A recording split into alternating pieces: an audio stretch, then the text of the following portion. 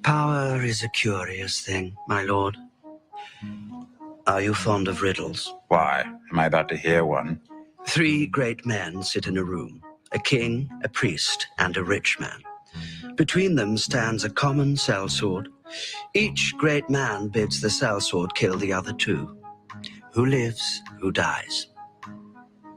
Depends on the sellsword. Does it? He has neither crown nor gold, nor favor with the gods. He has a sword, the power of life and death. But if it's swordsmen who rule, why do we pretend kings hold all the power? When Ned Stark lost his head, who was truly responsible? Joffrey, the executioner, or something else? I've decided I don't like riddles. Power resides where men believe it resides. It's a trick, a shadow on the wall. And a very small man can cast a very large shadow.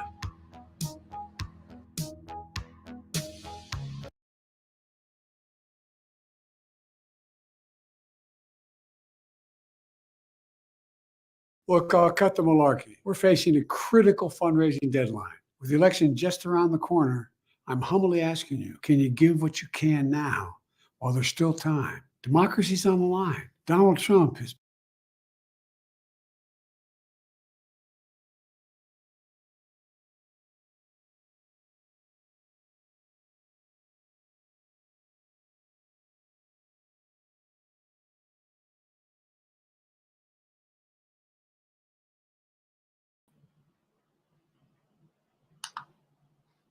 Oh, hello.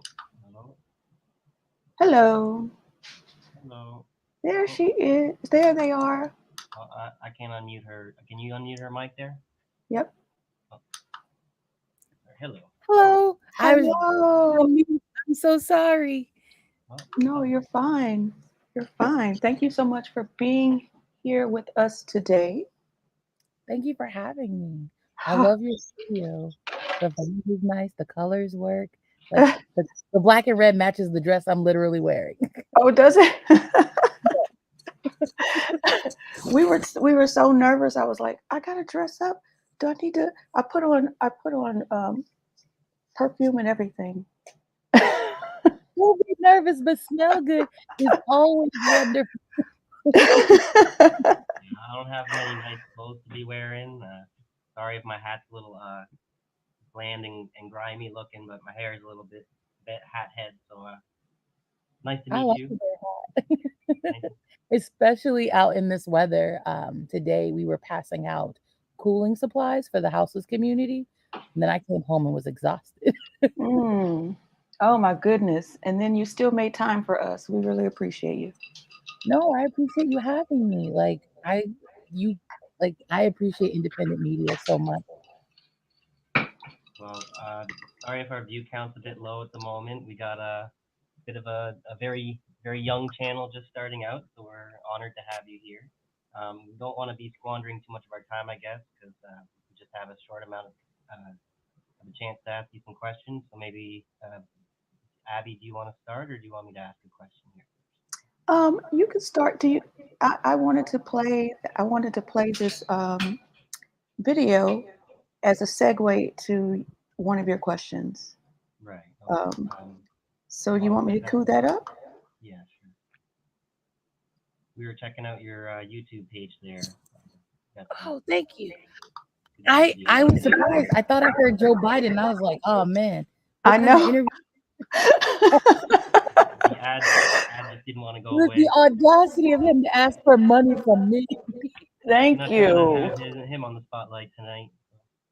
Thank you. I didn't know if you guys heard me. I was like, oh, no, indeed. I got to get this off of here. So this is a great segue into the first question. And then I guess we'll just start shooting them off and go from there. We've been getting screwed by the boomers. You guys don't agree? How's the house you own? They're not wrong.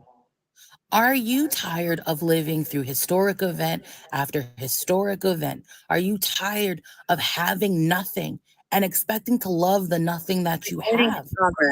That's the boomers. The boomers consistently take our resources, they consistently exploit us, and you consistently allow it. You are so caught up in the propaganda that was fed to you that you welcome the abuse.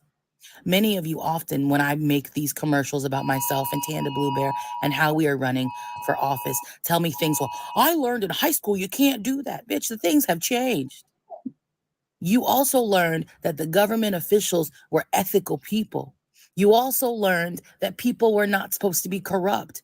Do you see how in one breath the things you learn mean a lot, and at the same time the things you learned in school about politics don't mean shit? A former president is on trial. That starts today. So anything that you've learned about government and the way it's supposed to work, throw that shit out the window. Because the United States of America was made up. The whole Constitution was supposed to be rewritten every 20 years, but it didn't happen. You know why? Old fucks. And I know you're like, this is not the way a candidate should talk. How should a candidate talk?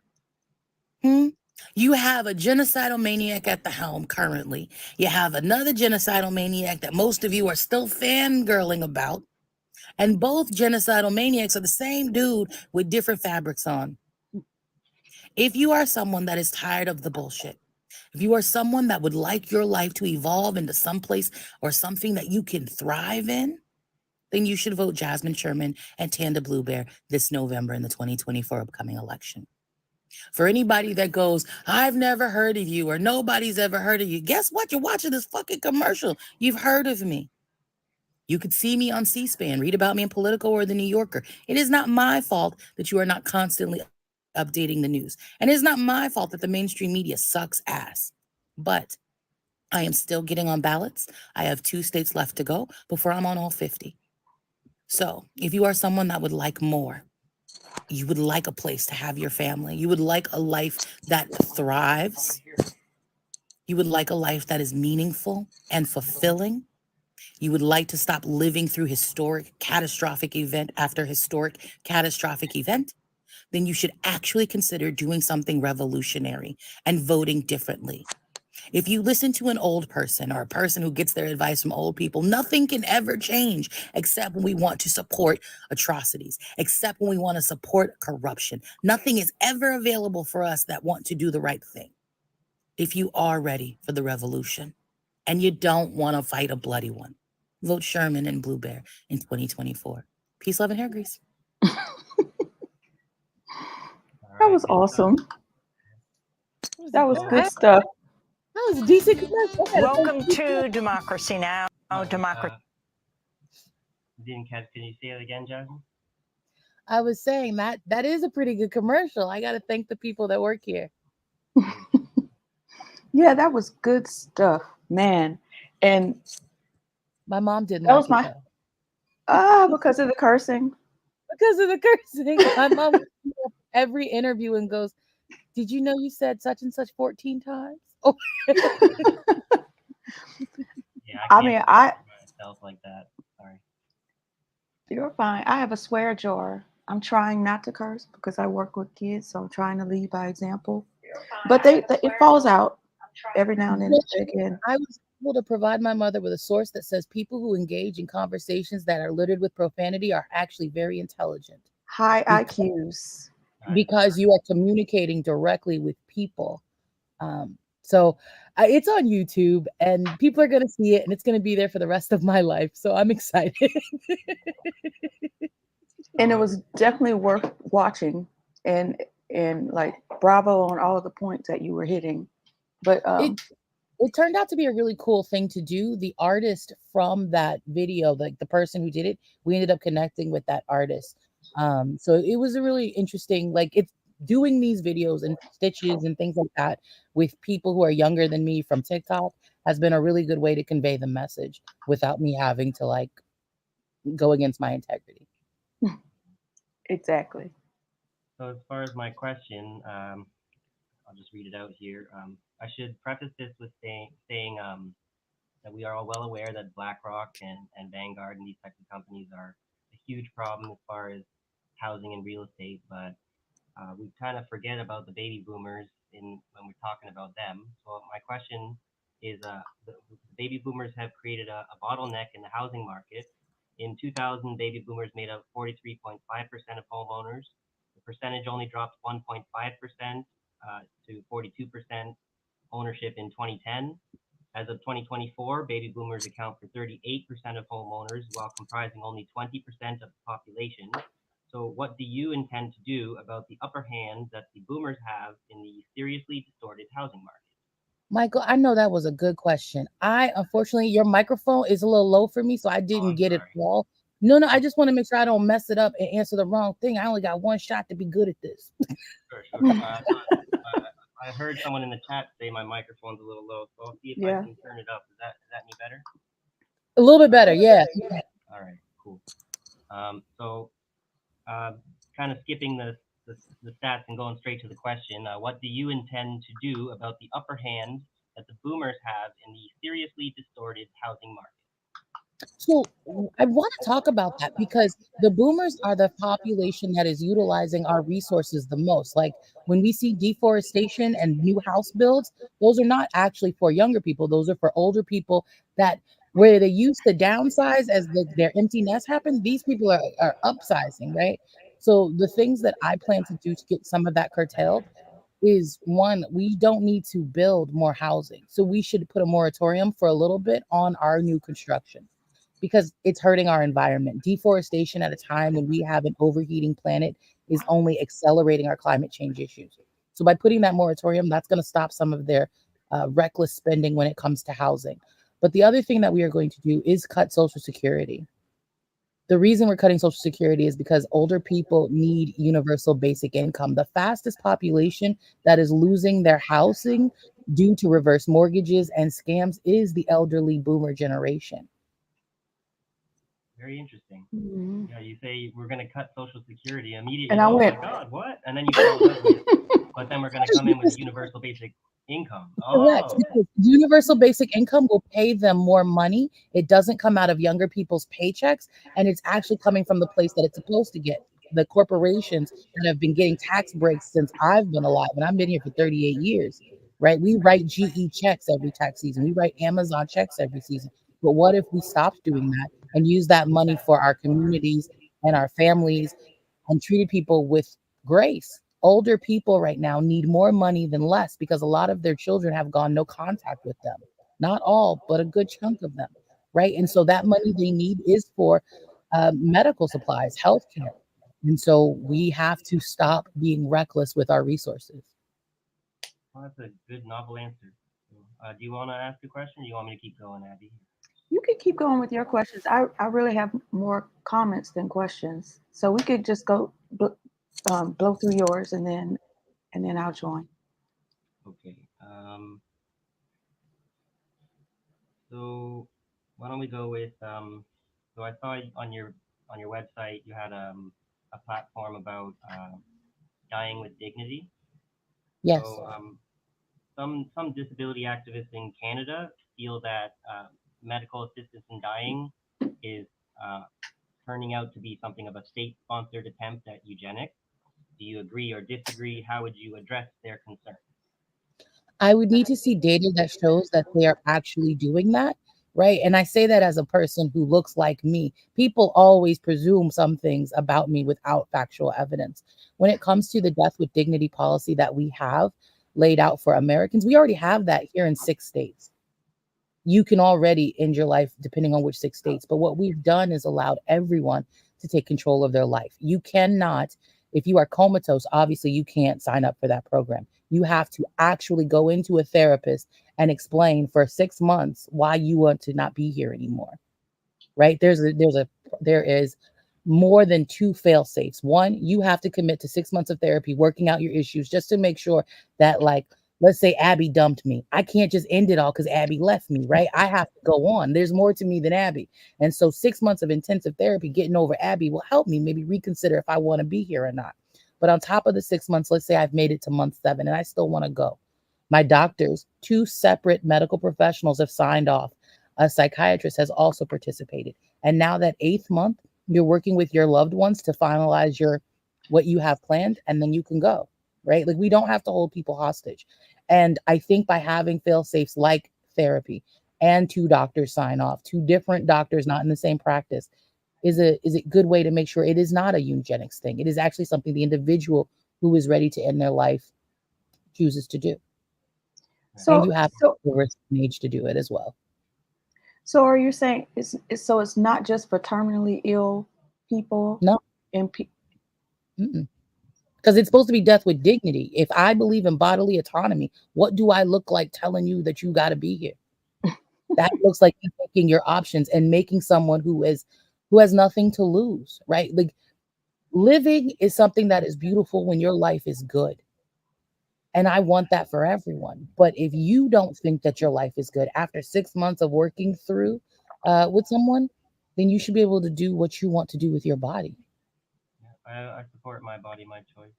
Mhm. It's That's important what I'm to have saying. those fail-safes. If you, for people who question that, right? I think sometimes we're speaking of it from a place of privilege, right? If you are someone that has mental health issues, if you are someone that it's just not working out for you, why do we have to prolong your suffering to make society comfortable? You should be able to decide what you do. You didn't ask to be here, so why do we have to hold you hostage? Okay, good answer. Good answer. Can you put that question back up about healthcare, please? Jasmine, you seem nice. Since we're on this subject. I just Okay. want to address the person that said that nihilism isn't their gig. It doesn't have to be your gig. It doesn't have to be my gig. But there are people who are nihilists, and I think they should be allowed to live that out the best way that they determine. The whole point of living your life is to live your life.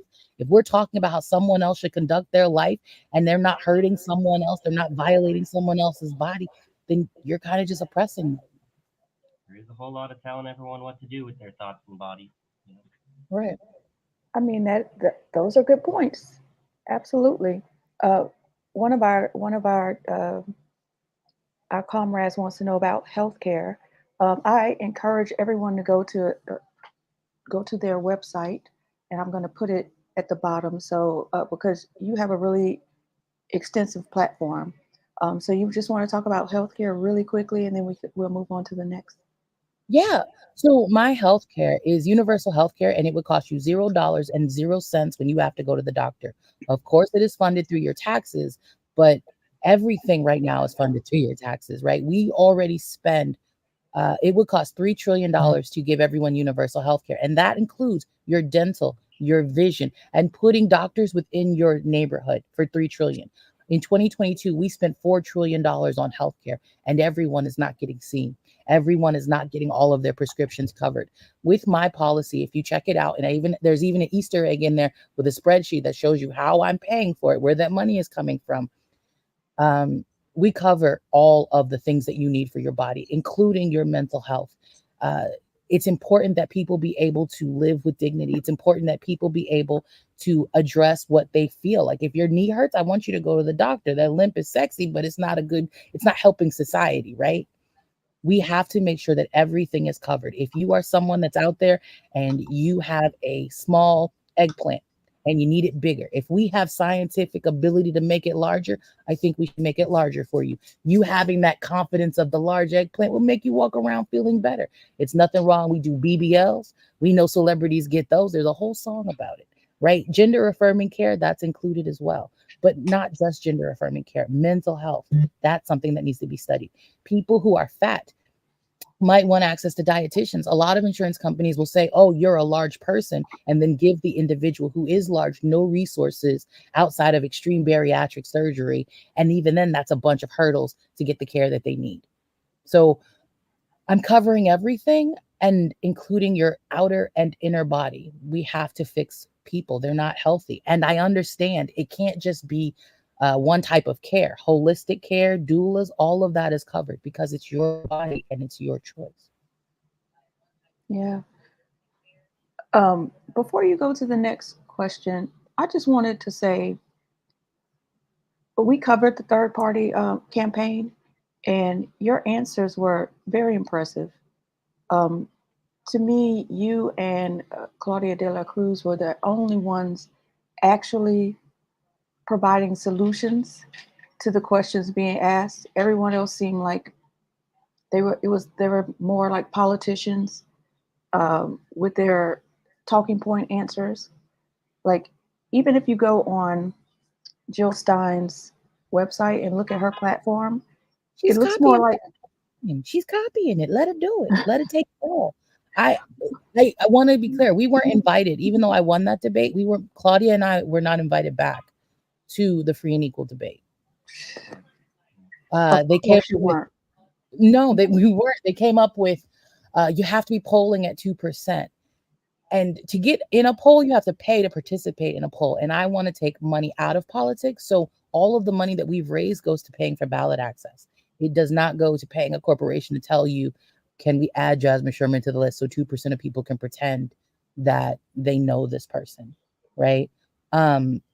I loved being on that debate stage, but one of my problems with a lot of the people that are running for president, it isn't that they're running to provide solutions. Even Claudia de la Cruz, she's running to share the understanding of socialism, to normalize the word. I'm the only candidate, or the only candidate that was on that stage, that wants to win to fix our issues. Yeah, that tends to be a problem with the third party and more lesser known candidates and stuff. People kind of don't really even believe in their own message, you know. So it's good to hear that you want to win. That's what we need. Yes, we want you to win. We're working on it. We have, I mean, at every turn we are suppressed, but we still defy. So because I'm running with like 5 political parties right now, like I know you have the Green Party as like my header, but I'm with the Peace and Freedom Party, the People's Party of Texas. Like there's multiple parties, the Unicorn Party. The And Unicorn Party. so what happens is because the rules are different for the major parties and the minor parties, the deadlines are different and the way you showed up on the websites are different. And what I'm excited about is just being someone that takes them by surprise. Mm-hmm. Mm-hmm. We Yeah, like Jill Stein started out with bullet points for her platform, and then I guess she realized she had to do a little more, so she probably is peeking on your website a little bit. I don't mind. My ego is not in this. If Joe Biden woke up tomorrow and he did everything on my website the way we would execute it, I would drop out. The worst part about running for president is the Americans you have to talk to. And I don't mean to be ugly, but it is, some people are very, very passionate. And some of the men that I've encountered on the road are violent, right? Mm. And so there are ups and downs to this. Like my goal, I'm 38, I'm about to be 39. I should be doing different things in my life. But right now I support 38% of the houseless population in my community by myself. And everyone should have their needs met. It shouldn't have to come through me. It shouldn't have to come through you. It should come through the society that we are already paying into. Mm-hmm. Jill can take whatever she needs. Biden can take whatever he needs, as long as it benefits the people. I don't care. Well, I always felt that the best leaders are the ones who don't even want to be leaders. So that's kind of I appreciate that that response that you have there. You know, it's not about you; it's about whoever's going to do the right thing, and we appreciate you because you're the person who's going to do the right thing, and that's kind of not to be impersonal, but that's kind of what's necessary, you know. Right. Like it's for me, what I've been doing this whole race is asking people, if you were in a relationship with an intimate partner and they continue to break promises, they continue to abuse you physically, they continue to make you unhealthy, would you stay with them? How can you get them to adjust their behavior when every time, even if you had a child, every time you say, Tommy, if you eat those cookies, I'm gonna punish you, and you never punish Tommy. Tommy now has diabetes because he ate all them goddamn cookies, right?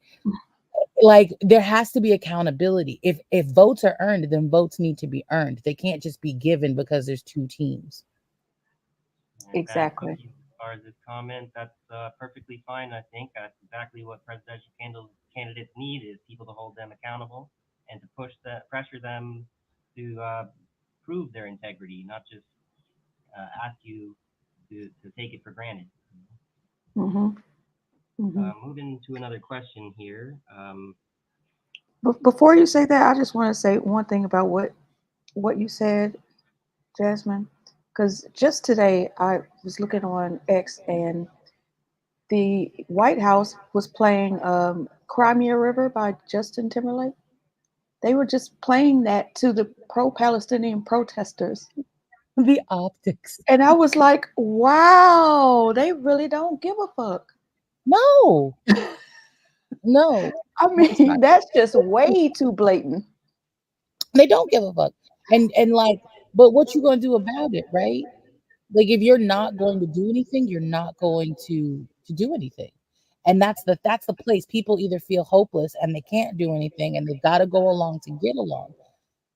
We do have to acknowledge, like during during the night that Rafa got attacked, they released Dark Brandon shit with his eyes glowing red as people were dying. They do not care.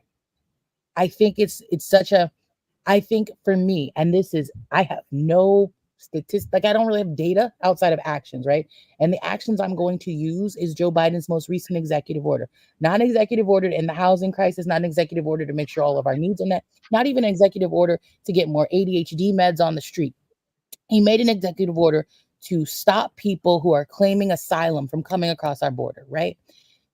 That's what he chose to make his executive order for. The things that he is doing, in my opinion, is more an attempt to catch Trump supporters, more an attempt to catch Republicans that hate black and brown people, um, so he can appeal to them. It's not about us. It's not about the people. It's about beating Trump, and Well, it should be about. That go kind ahead. of good to hear you say that. It kind of brings up my next question, kind of thing. If you're okay with that, Abby? Sure. Excuse me. Um, if your party is opting to go back to the type of immigration policy used between 1880 and 1920, hoping to stimulate non-discriminatory immigration and much-needed reindustrialization, but the outbreak of World War I caused a decline in immigration, how have you factored in the potential outbreak of World War III into your immigration policy? I have not. The whole world is going through a problem because America, and I'm going to go ahead and put it on us. America's imperialism is destabilizing the whole world. The United States, the entire United States, which people think is a big nation, is very small if we look at an actual map, not that shit that you see where it's flat. Because they've distorted the proportions. Like that's how indoctrinated Americans are. Mm-hmm. If we stopped taking 1/3 of the entire planet's resources as our little nation, if we stopped forcing kids in the DRC to mine cobalt, if we stopped funding proxy wars for Israel, if we stopped with the mess, stopped picking at scabs, we wouldn't have Russian submarines sitting off our coast right now. Right. So I guess You- to make a long story short, everyone's saying vote for Trump so that we can make sure World War III doesn't happen. But if But we vote for Jasmine, World War III will not happen. it Right. will not happen because I would not because our money. First of all, I would close all 800 bases, and I'll explain why.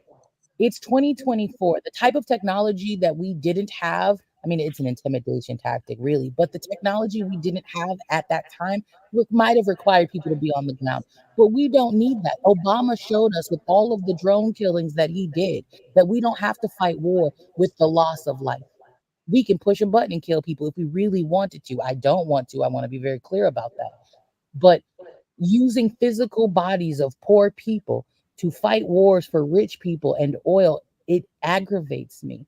And so when it comes to our military, I believe all of our troops need to be back home. I think we need to close those bases and use those as bargaining pieces to repair the damage we have done globally. The next thing, America needs to sit the flip down and take a seat. We have problems right here. We always talk about starving children in Africa. I got starving children in North Carolina. We got people in Michigan that have no water. We have indigenous people trapped on reservations with no water, poor quality health care. We have tons of things that we could be fixing here. But because greedy people are in the ear of politicians, we have problems, which is why my platform stops corporate lobbyists. It stops politicians from being lobbyists after they're elected, right? And it also puts every person who works on the Hill on an hourly wage based on where they live. Close the door for him. Strong answer. It's the Very truth, though. strong Like, answer. even if we solve our problems, we actually have to like do step one, step two. There's no reason a corporation should be able to help you. There's no reason that Raytheon is running our government. There's no reason. And I say that as someone who worked at Raytheon when I was younger. As a kid, I'll take any job that hired me at the time. I had less integrity back then. Trying to make money. Everybody grows, you know. Good to hear that. Well, and we had less knowledge, like the more we read about these things, and it's like, oh, I shouldn't be working for these corporations. I shouldn't be contributing to this. But I wanted to like expound on what you were saying, because you have a triple bottom line accounting um, That's how I piece get of your your money. platform. It goes back 37 years. That's how I get our money. Remember I said GE, Amazon, Walmart? Like I'm looking like Walmart. I want to, let me be clear. I would not mind if Walmart was out of business. I prefer smaller organizations anyway. The concept of Main Street really warms my heart, but that's because I'm a New Yorker and I grew up being able to go to the bodega, get what I need. But I think that if we had less Walmarts and we had actual corporations run by real people, small people, right? Like people not trying to be Walmarts, it would treat our communities better. Our resources wouldn't be wasted. And I think it would improve the overall nature. So what that looks like with our triple bottom line accounting policy is any company that has violated human life or environment, we charge that to their bottom line. Amazon has killed people. And I'm going to go ahead and say that. Remember the 6 people that died 2 years ago because Amazon told them they could not go home during a tornado? It was either tornado or hurricane. It spinned. I don't want to lie to you. But those people died in that building. That is enough to nationalize that company. We already own Amtrak. If we nationalized Amazon, connected it with our post office, and used Whole Foods for the distribution center, I could make sure every American had organic food via Instacart at their home without raising prices, and we would have good quality food by punishing the bad corporation. Yeah. And so I was wondering where you got the 37, this that number 37 from, but I really wanted to bring that up more about um, what would be your plan for people who are living in environmentally unsafe areas, like cancer alleys and things like that. Like, Those people, I have a guaranteed housing policy. And so people who live in unsafe housing, that's phase 2, they would be allowed to move next. We would essentially try to relocate them. The problem we have, and this is why we have to give children rights, there are a lot of parents who sometimes are attached to a certain type of property because it's been in their family, or like, because I want to be clear, a lot of these environmental problems where you live came after the people were living there, right? And sometimes what happens, like Cancer Alley, right? My mother was here. My mother's mother was here. I don't want to leave. But what about your children that you're bringing into this world? They should have the opportunity to do what's right for them. So it is a fine edge that we are going to walk, but they get to move in phase 2 without penalty, and we help them. So if people who are houseless and in dangerous situations, like where people putting their hands on you, you're phase 1. You get to move first. People who are living in houses that have like that are in places that are inconvenient, or people who are living in trailers, that kind of thing. Those people would move in phase 2. And phase 3 are the people who are just like, I like where I'm at, but I could do well at the beach. That's phase 3. And that's when it opens up to everyone. okay, thank you for that. So I'll just go to another question. We were talking a bit about food with the Instacart distribution stuff. So how do we feed our people while maintaining a balanced ecosystem and reversing our contribution to the climate crisis?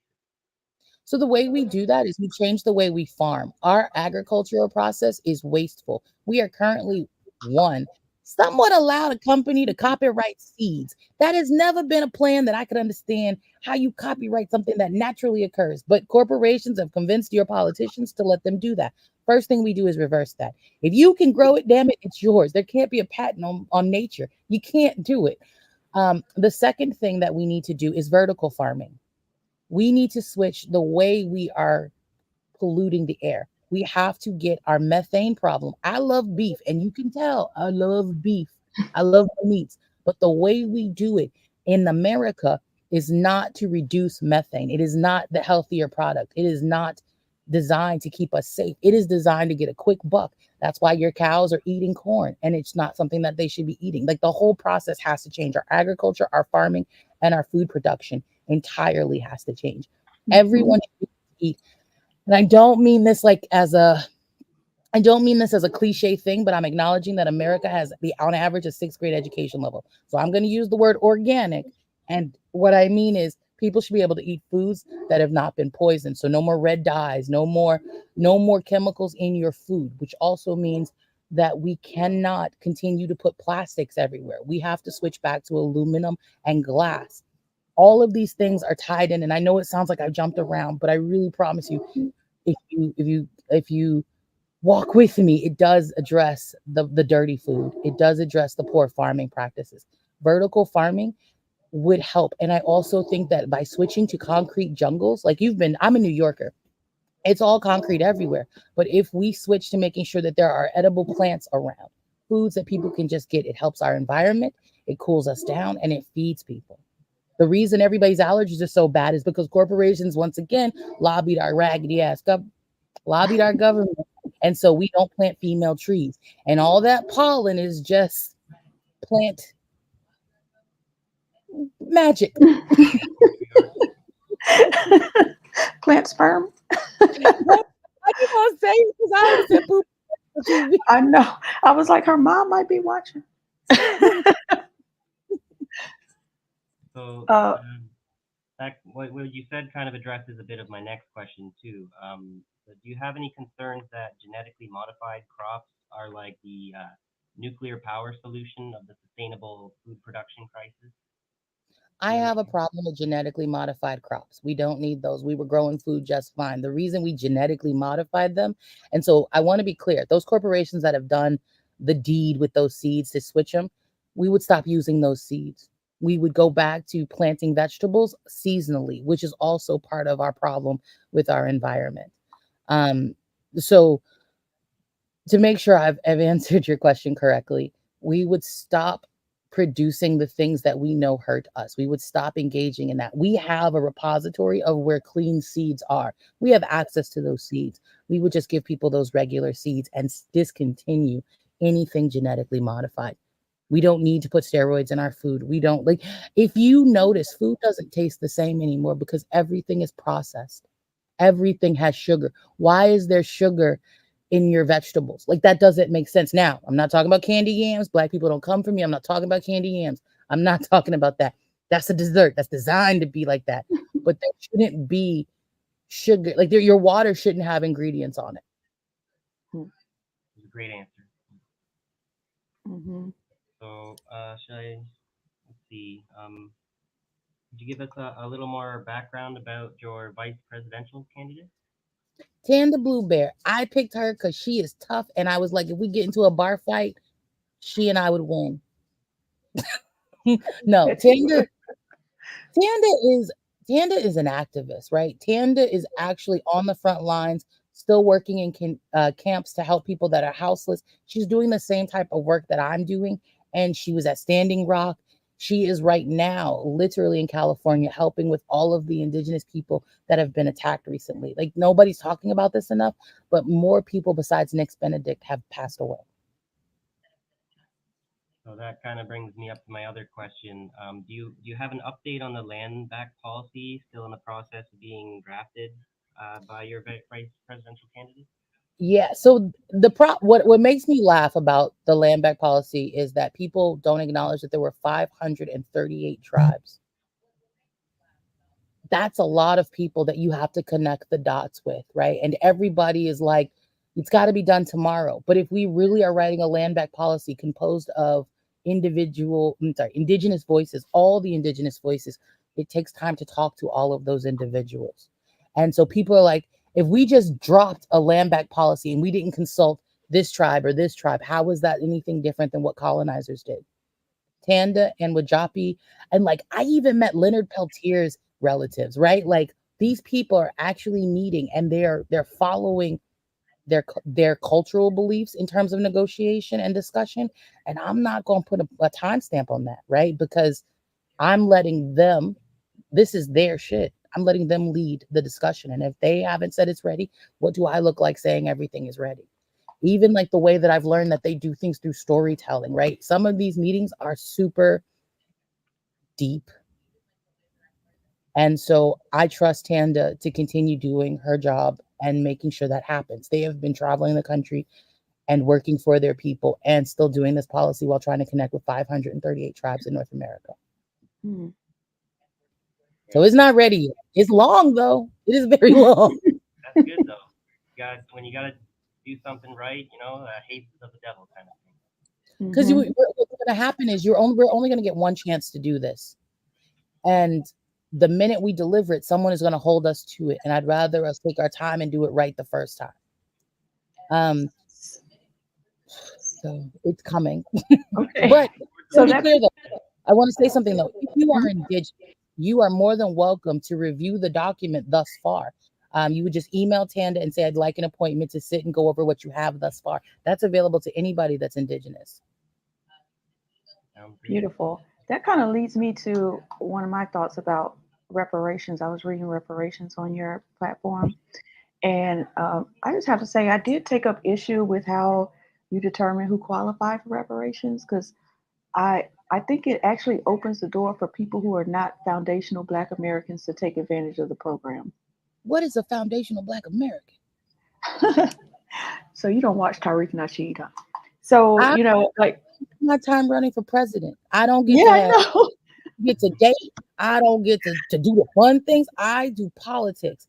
And so when it comes to the idea of a foundational Black American, I can't see if you pass the phenotype and the genotype how you're not a foundational Black American, because reparations is the money that was lost to us because our ancestors were not allowed to thrive and prosper and participate in the wealth accumulation business, right? That's what it's for. So I want to make sure I don't mess it up, because what if I'm not a foundational Black American?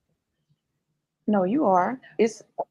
There's like more criteria to it, because if you just use DNA, there are people who have like Black in their DNA, but they traverse around our society as a white person.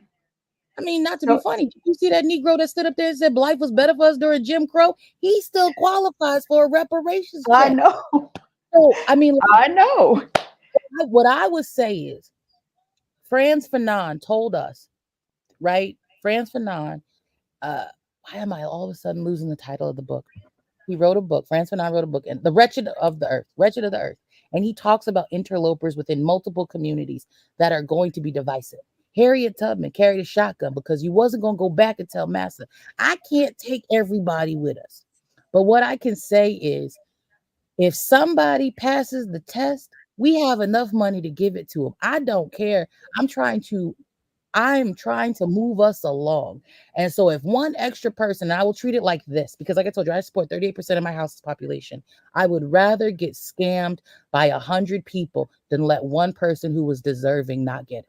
Yeah, it's going to be way more than 100 though. But I would just encourage, because Tariq Nasheed does work on this. And actually this weekend, he's having a rally for reparations in DC. So this is kind of his baby.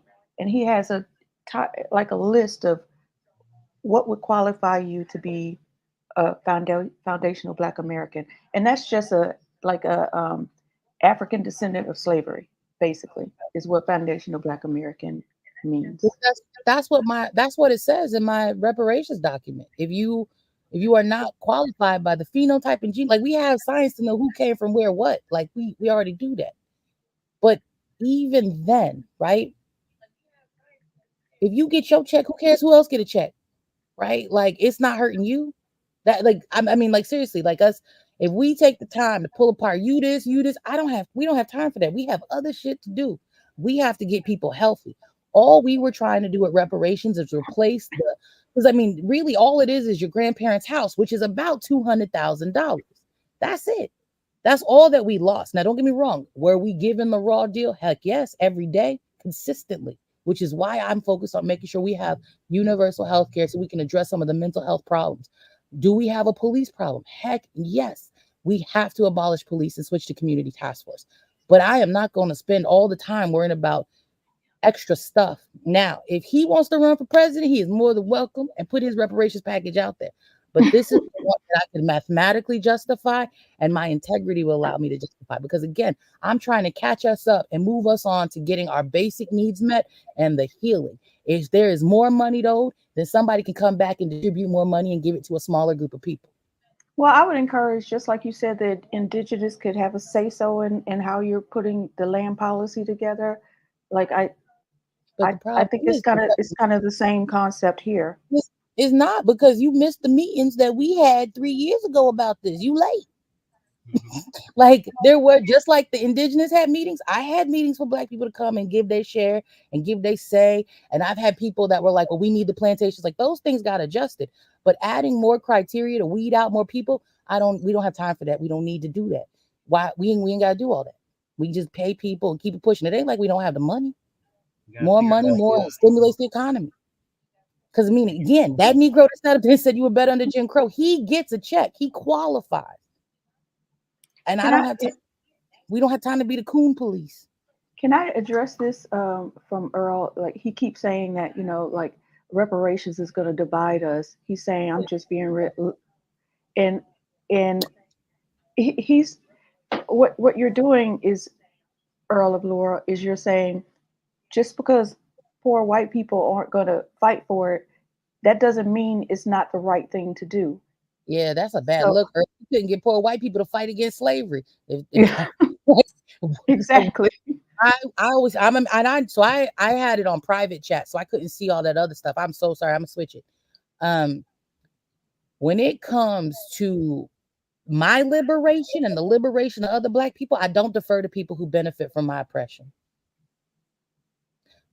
You, in this restorative justice process, if you are someone who is not impacted by reparations, you will not get a say, because farmers, slaveholders, they already got their reparations. It is our turn.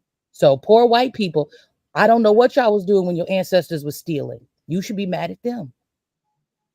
Yeah, as Earl's saying, he's just being realistic there, but I would say being realistic, not giving reparations will divide us. Because he was saying UBI will unite us, reparations will divide us. I'd say if you're being realistic, the reparations is something that will unite us, because we'll be righting a wrong that's been historically allowed to continue.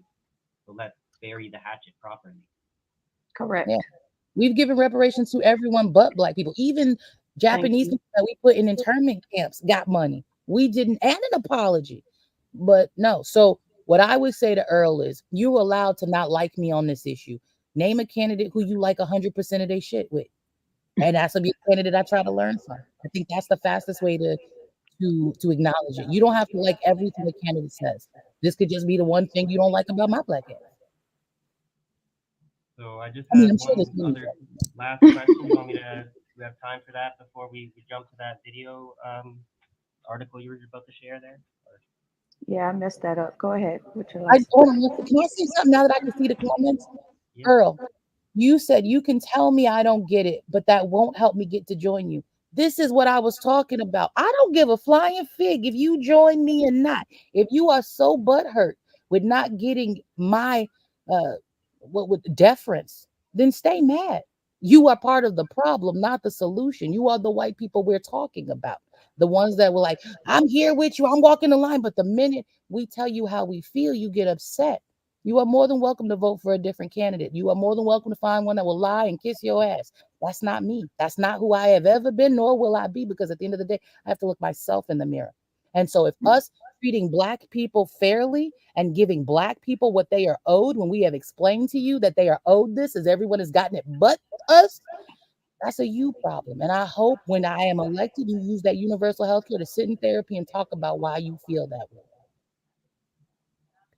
Maybe get an eggplant extension. I don't know. Well, that was an answer, baby. That was an answer. A little retro. I just try to tell the truth. You know what I'm saying? Like, people, like, one of the things people don't understand is I've not been paid a single dollar by Americans to take their bullshit. No money has come to my pocket. And so if you fix your mouth to say something that I deem obtuse, I will fix my mouth to say something that's going to help you get a little more acute. All I want to hear from anyone is the truth, right? As much as it's not exactly. Don't call me honey. Non-binary, baby. I'm talking. Sorry. Look, see, the first thing he says, I hope you don't get elected when you think like this. Oh.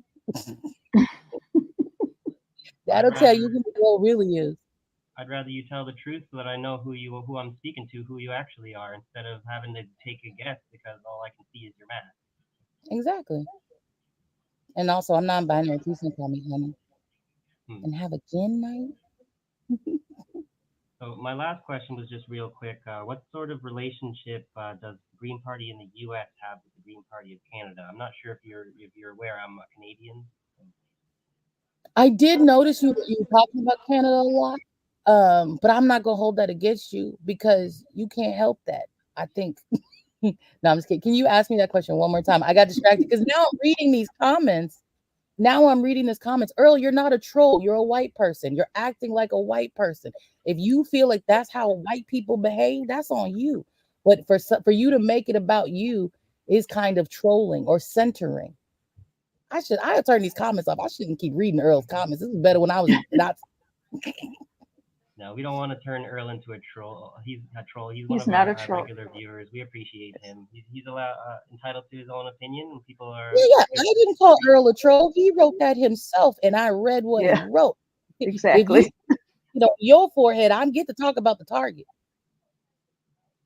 But Earl, keep coming back because you're welcome here. But you know, you could agree to disagree, but reparations are owed to the descendants of slaves, and until it's paid, it's always going to be a thorn in America's side. Yeah, just pay people what you owe, and we'll shut the fuck up. Now my mama really got Yeah, if you want us to shut up about it, just pay give me. us our Pay reparations. me. Sit down.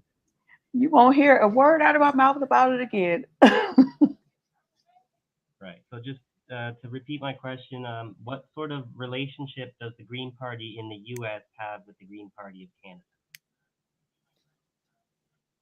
Not a good one. The Green Party. So there's global greens through that I see the younger people doing, but I have not seen much engagement from older people or people that are not teenagers in regard to the Green Party globally. I think one of the problems with Americans is we're only focused on America. We do not look outside of other countries. That's why most people don't understand geography. Like like most people, they only knew who Rob Ford was because of the situation that he was in. Like people don't know much about Trudeau outside of the situations they're in. Americans are very focused on America. Right. And so what I would say the Green Party has not done a good job of is uniting on a global front to demonstrate the power of the Green Party. Well, because the Green Party is all about the environment, and it's one planet for us all. So it's quite important for there to be unity across borders. I don't have you listened to a lot of the Green Party message locally? Not so much. I Yeah, had voted for the Green Party, whatever, like 8 years ago or whatever it was. I hadn't voted last election. What they've turned me off completely in that what I don't know if you heard about what happened with Dimitri Lascaris and I some did. of the pro-Palestinian members of the Green Party were kind of purged. Uh, like before all of this October 7th stuff blew up, it was a long time ago, and it was I forget her full name, Annemie Paul, I think, was the candidate that they chose. It seemed to me like they kind of went with the Zionist candidate as opposed to supporting Palestine. So what I will say about the Green Party is you have some digging to do about the American Green Party. It is not the upstanding entity that people think it is. They've engaged in duplicitous practices, even with my race. Jill Stein is cheated in California, Oregon, Kansas, Massachusetts, and like they're in the newspapers, but people care. Mm. So if the socialists are wondering if the Green Party is open for them, if they're purging eco-socialists and anti-imperialists, not really looking like the right I, place for you. I went to a Green Party meeting and the dude was like, we need to stop telling people we're okay with socialists and communists. Like what I see about America's Green Party is that there are people who got mad at the Democrats, people who got mad at the Republicans and were too afraid to be a libertarian. And so they joined the Green Party. The Green Party's goal is to maintain ballot access and get their 5%. Listen to every Jill Stein video. She's talking about the 5%, not people's needs today, not people being hungry today, not the environment today. 5%. Their goal Incremental. isn't to win. Their goal has always been to push the Democrats left or push such and such right. It has never been to actually do something for the people. And so I think that that's why a lot of the environmental talk has disappeared because they don't acknowledge environmental racism. Mm. Awesome. Well, that's all my questions. It's been an hour for us. Not sure how much Oh longer. yeah, it's been an hour. Already? I was having fun. Oh, you want to stay a little? You just want to stay a little while? I'm not. I'm open to answering your comment section's questions. Like, I mean, I'm probably not gonna be allowed to talk to Earl anymore because y'all like him and stuff. But No, you you know, can talk to some of Earl. We some of can those. always agree to disagree, and that's fine. I did want to show you this though. Let me add it to. Let me add it so you can see. Um, Shout out to Indie News Network, Independent News.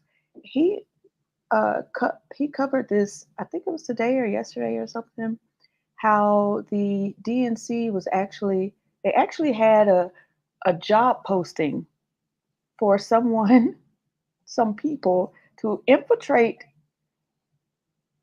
It's Cornel West, Jill Stein, RFK Jr.'s their circle, and then report back to them. Have you heard about this? Yeah, but that's why. So that is why.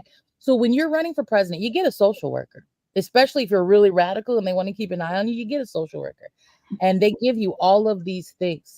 Racism sucks. Sorry to see it. You're a black girl. I'm a they them. You mean black person? Um, yeah, so we had our meetings open to the public because of that. We were aware of the potentiality of people joining movements and causing havoc. Um, so that is not surprising.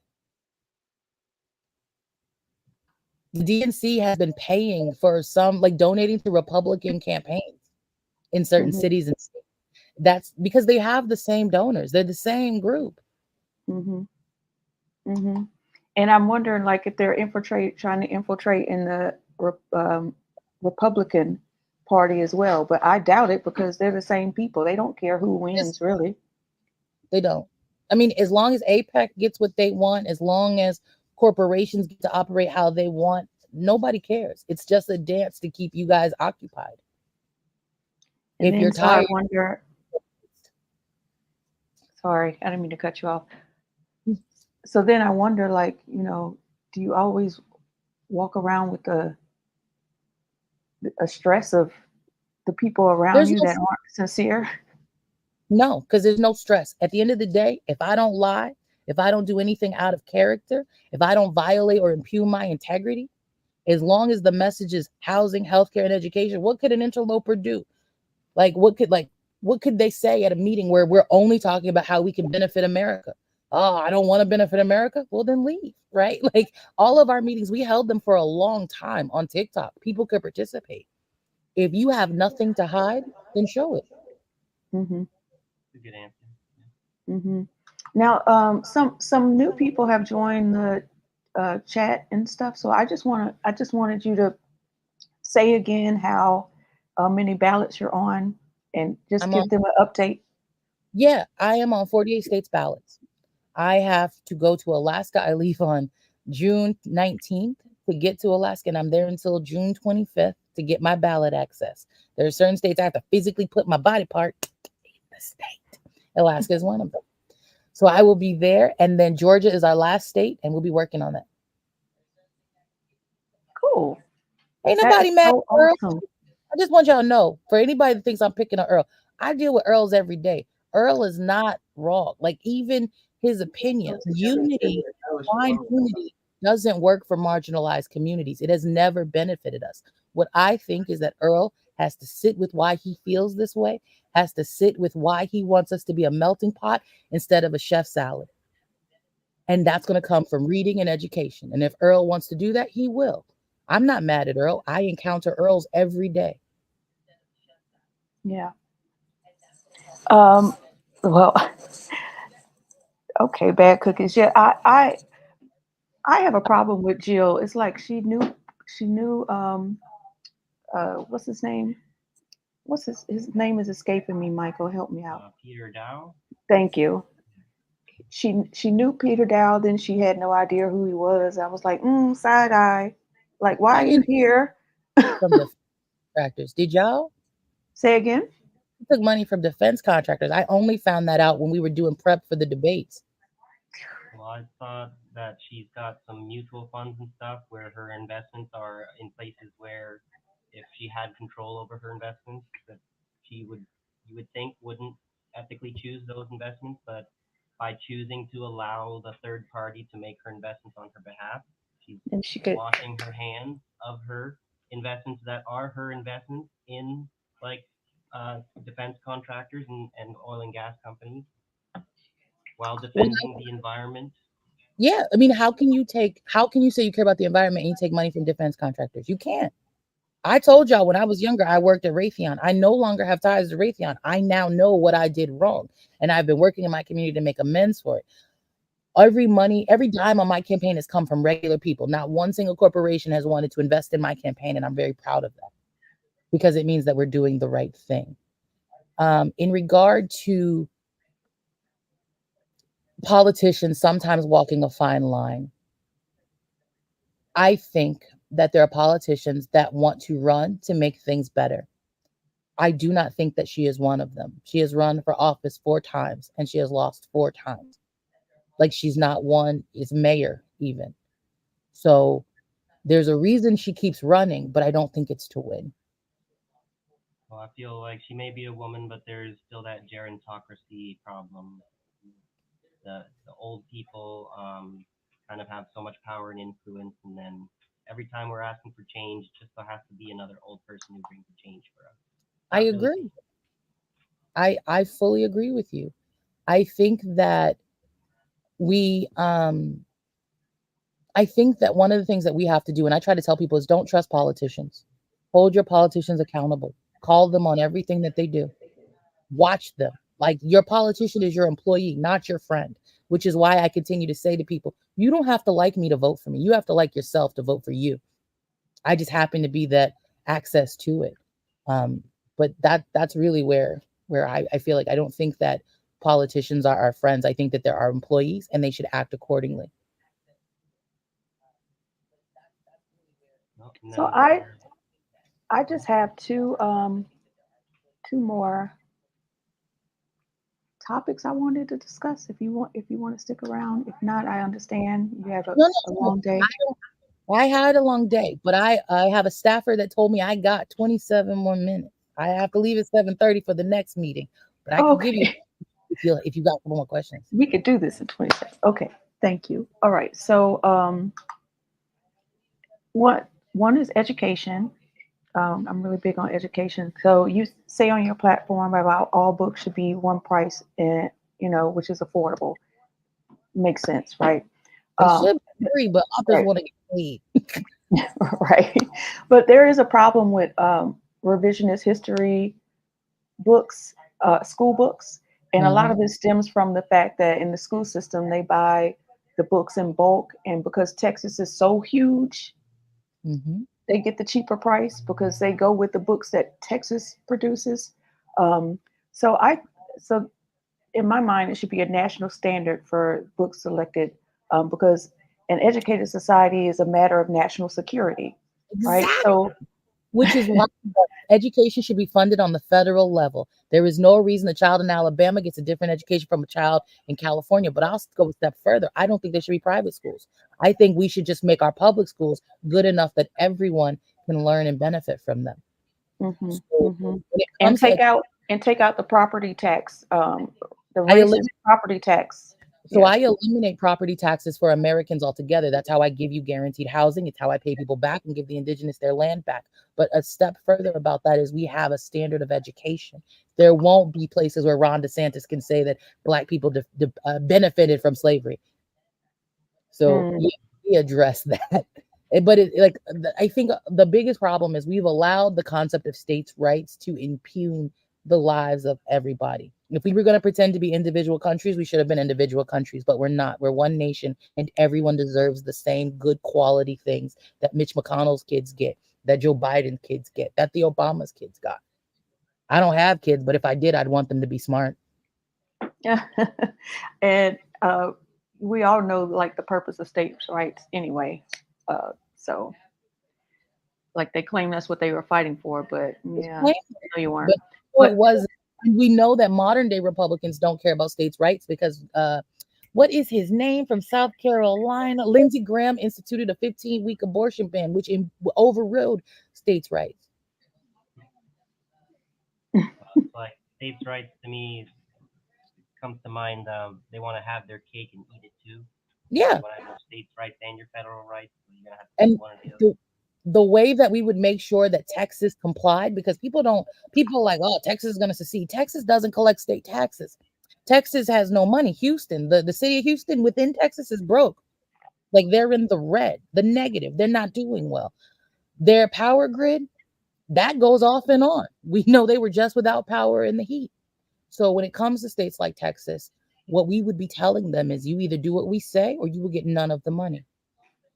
No package. You either take it all or you take none of it. And people will change their tunes. And for people who are like, well, if Texas is like, well, Texas won't do it, Texas is going to secede, we will evacuate all our citizens. We can evacuate everybody. And what people don't understand, those Texans don't understand, is the military comes with us because they work for the federal government. They don't work for the state of Texas. And I wouldn't say shit when Mexico came looking for their stuff back. Texas reminds me a bit of the Taiwan situation. Is Taiwan part of China? No, Taiwan is Taiwan. According to the world, Taiwan is part of China, according to. That's because they scared of China. Taiwan will tell you Taiwan is Taiwan. They are not China. That is not an issue that I would capitulate on, which I said that in my NPR interview on September 17th. I talked about Palestine and I talked about Taiwan. Taiwan is its own country, but because we want to play the capitalist game, we don't want to say, hey, China, you can't be fucked up to Taiwan. Now, America is not the land of liberation like we pretend to be. So we have never actually tried to help Taiwan emancipate themselves. We pretend, but we've never actually tried to help anybody liberate themselves. As far as Taiwan and Palestine are concerned, Taiwan is strangely in the same situation as Palestine, but they don't really have solidarity with the Palestinians. It's a little bit revealing that the Taiwanese government doesn't feel the need to publicly side with the Palestinians. They are publicly siding with the Israelis, so there's a bit of a problem. Because they still want that American money. And for people that are saying that Taiwan is a part of China, the people of Taiwan do not want to be part of China. I hear what you guys are telling me. Puerto Rico is a part of US. Hawaii is under. I was just about to say that. Just because somebody bigger than you tells you, bitch, you mine, doesn't mean you're actually theirs. Taiwan, the people of Taiwan that reside in Taiwan would like to be Taiwanese all by themselves. And so it's okay that you have an understanding of the way of the world today. But if you talk to people who are in Taiwan, they are not interested in being a part of China. Hawaii doesn't want to be a part of America. Well, we occupied them. We tricked them and then we kidnapped them. I wouldn't want to be part of America either. I thought there was a sizable percentage of people in Taiwan who were somewhat pro-Chinese. I don't really know the data, the statistics, so we're gonna maybe have to leave that, put a pin in that for now. I had another thing about the education. So I would love to see like a revision. Joke. Yeah, that's where we were, and I don't know how we went down that rabbit hole. The girl is still very butthurt. You can talk about my weight. My name is Fat Socialist. I'm not ashamed of being obese. And unfortunately for you, you have no idea if I'm a fat person because I eat too much, or I have PCOS, or I have a thyroid problem. Earl, I know you're a part of this community, but you are not doing a good job of representing your community. You're making people think, or at least me, yes, that you're a bigot. An immature one. That was a little education.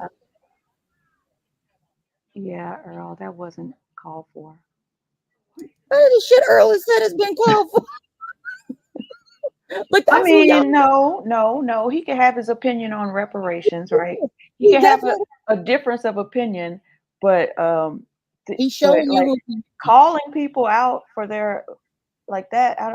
That's not called for, Earl. You need to calm that down. Earl really is. I just want you to know, I expose all people who fucked up. So let me give. Funny lady, I'm getting the same impression. I'm non-binary. I'm not a lady, Doc Nick Riviera.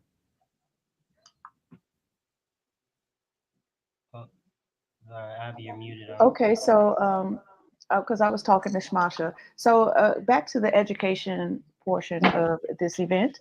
So I would like to see in a revision of the April Dunn Act. I don't know if you're familiar with that act, but I'd love to see that in your platform because many schools are misusing that law just to pass students from one grade to the next instead of addressing how and why they are falling short of actually being able to pass their subjects.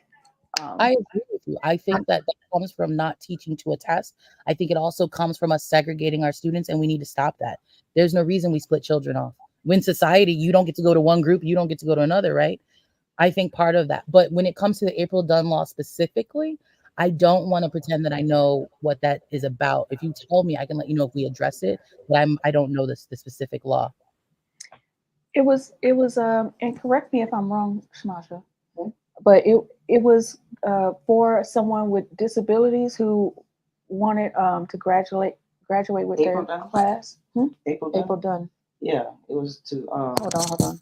Can you say it?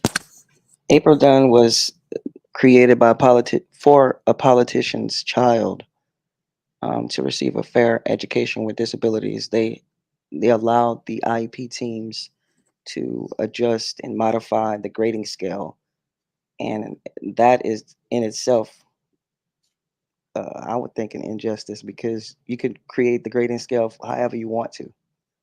It is determined by the IEP team. And then what's crazy is that each district can enforce their policies in different ways. So it's not very uniformed at all. And it's not exactly, you know, delivering its intended purpose because it's being misused by people who, may not need those specific accommodations. It's just being like everything else in the education system, just mismanaged, misused. So basically, kids who are failing, they can apply for April Dunn and pass their to the next grade anyway. And they're not like they don't have disabilities. So we address that in a different way. What we've done is every child gets an education, an independent education plan. I saw that. And so that would take that. We also stop teachers from grading on a curve. So that takes care of that. And switching to Montessori, give me words right. Switching to a Montessori education system is less focused on grades and more focused on did you learn anything? I like that approach better. Thank you for answering that. So now I want to switch to policing. This is my last thing because that was very controversial to me because I do agree with you. I definitely agree with you that people outside of your zip code should not be policing your zip code.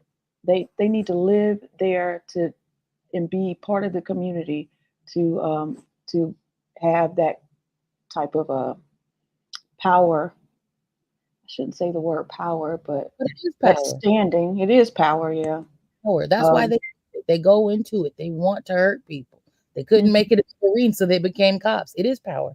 Yes, that's true.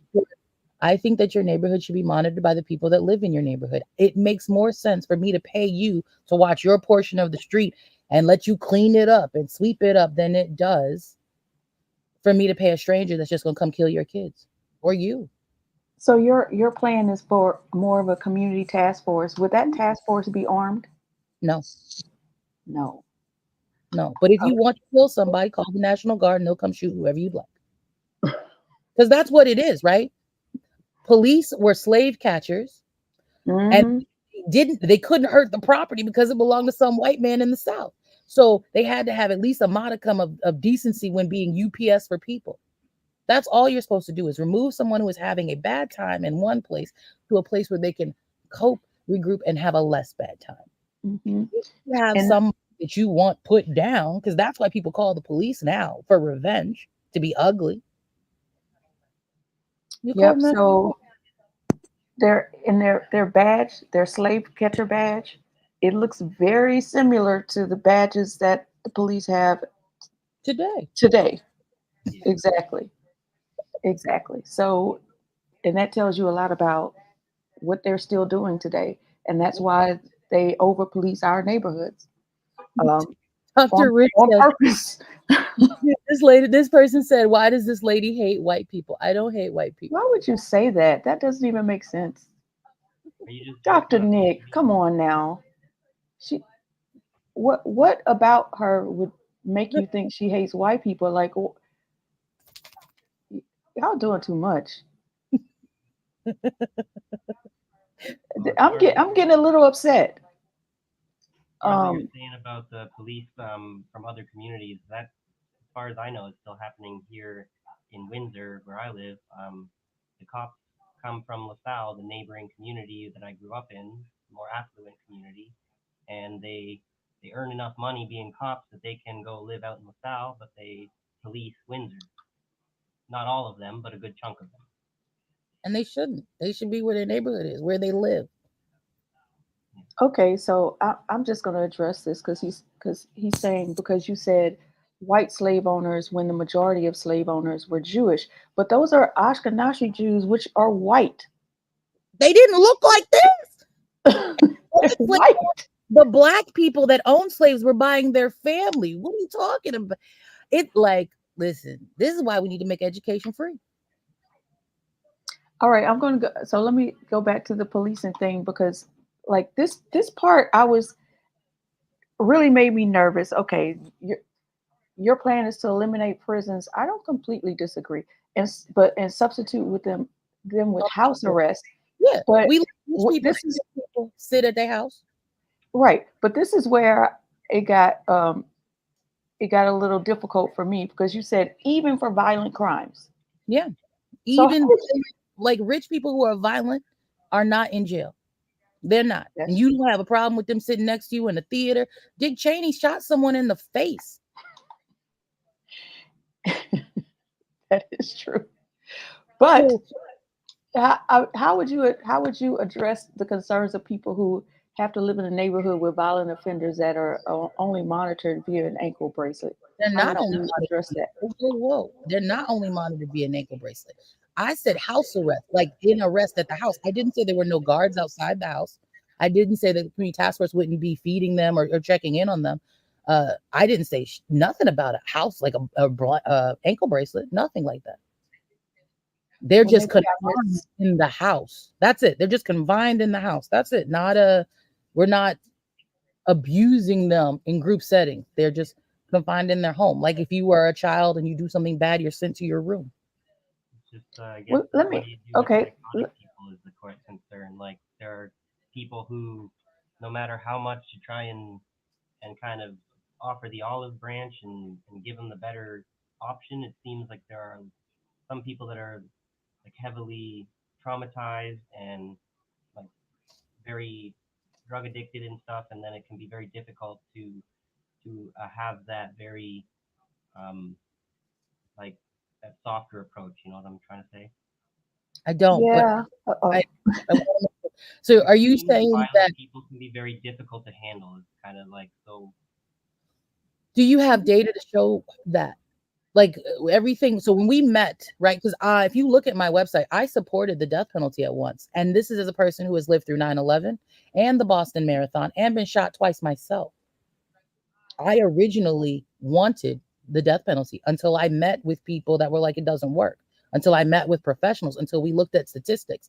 Crime is down in the US. They just gin it up like it's up. So let me ask you this as an alternative to them being like in your house, in your neighborhoods, because I know a lot of people that would scare them. Okay, but let me give you an example. Yeah. You know how? So there's an example of this. I don't remember what country it's in, but people with Alzheimer's, instead of like confining them in their room and like just shunning them, they built them up. An imaginary. Yeah, there's this imaginary. Yes. What if we put them in an imaginary community and made sure they were getting therapy? We saw data with that. That's Australia. Australia was where we just dropped criminals, not us, but that we already seen that it doesn't work. Other countries have crime just like we do, right?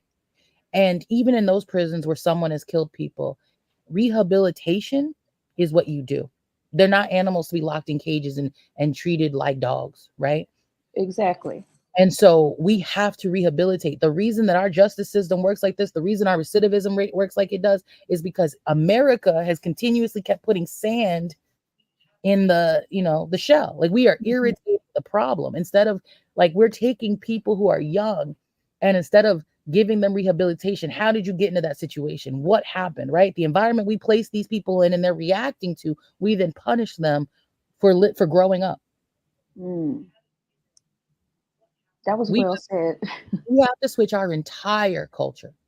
We do. And it starts by education, by putting therapy in schools, by saying in America, anyone that wants to own a gun has to go to therapy. Switch it. You want to have a gun, you have to go to therapy. There's no stigma if you're going to therapy. You can't have a gun. To have a gun, you have to go to therapy. To be an educator, you have to go to therapy. To work in the school system, you have to go to therapy. We have to help people help themselves. We have to switch our culture. Gotta start somewhere. I agree with all of that. And those were all of my comments and questions. I hope you had a good time with us. I did have a good time. I had a great time. Remember, this is a very tame environment. I be on those mean streets of TikTok, Instagram, and real life. Like I've had men try to hit me, and then when I defend myself, they be like, "I feel attacked, bitch. I'm trying to shoot you too." Right? Like people love to throw it out, but very rarely can they take it. So I appreciated this. I appreciated the encounters. I appreciated all the conversation. All this does is, you know, help me be sharper. Yeah.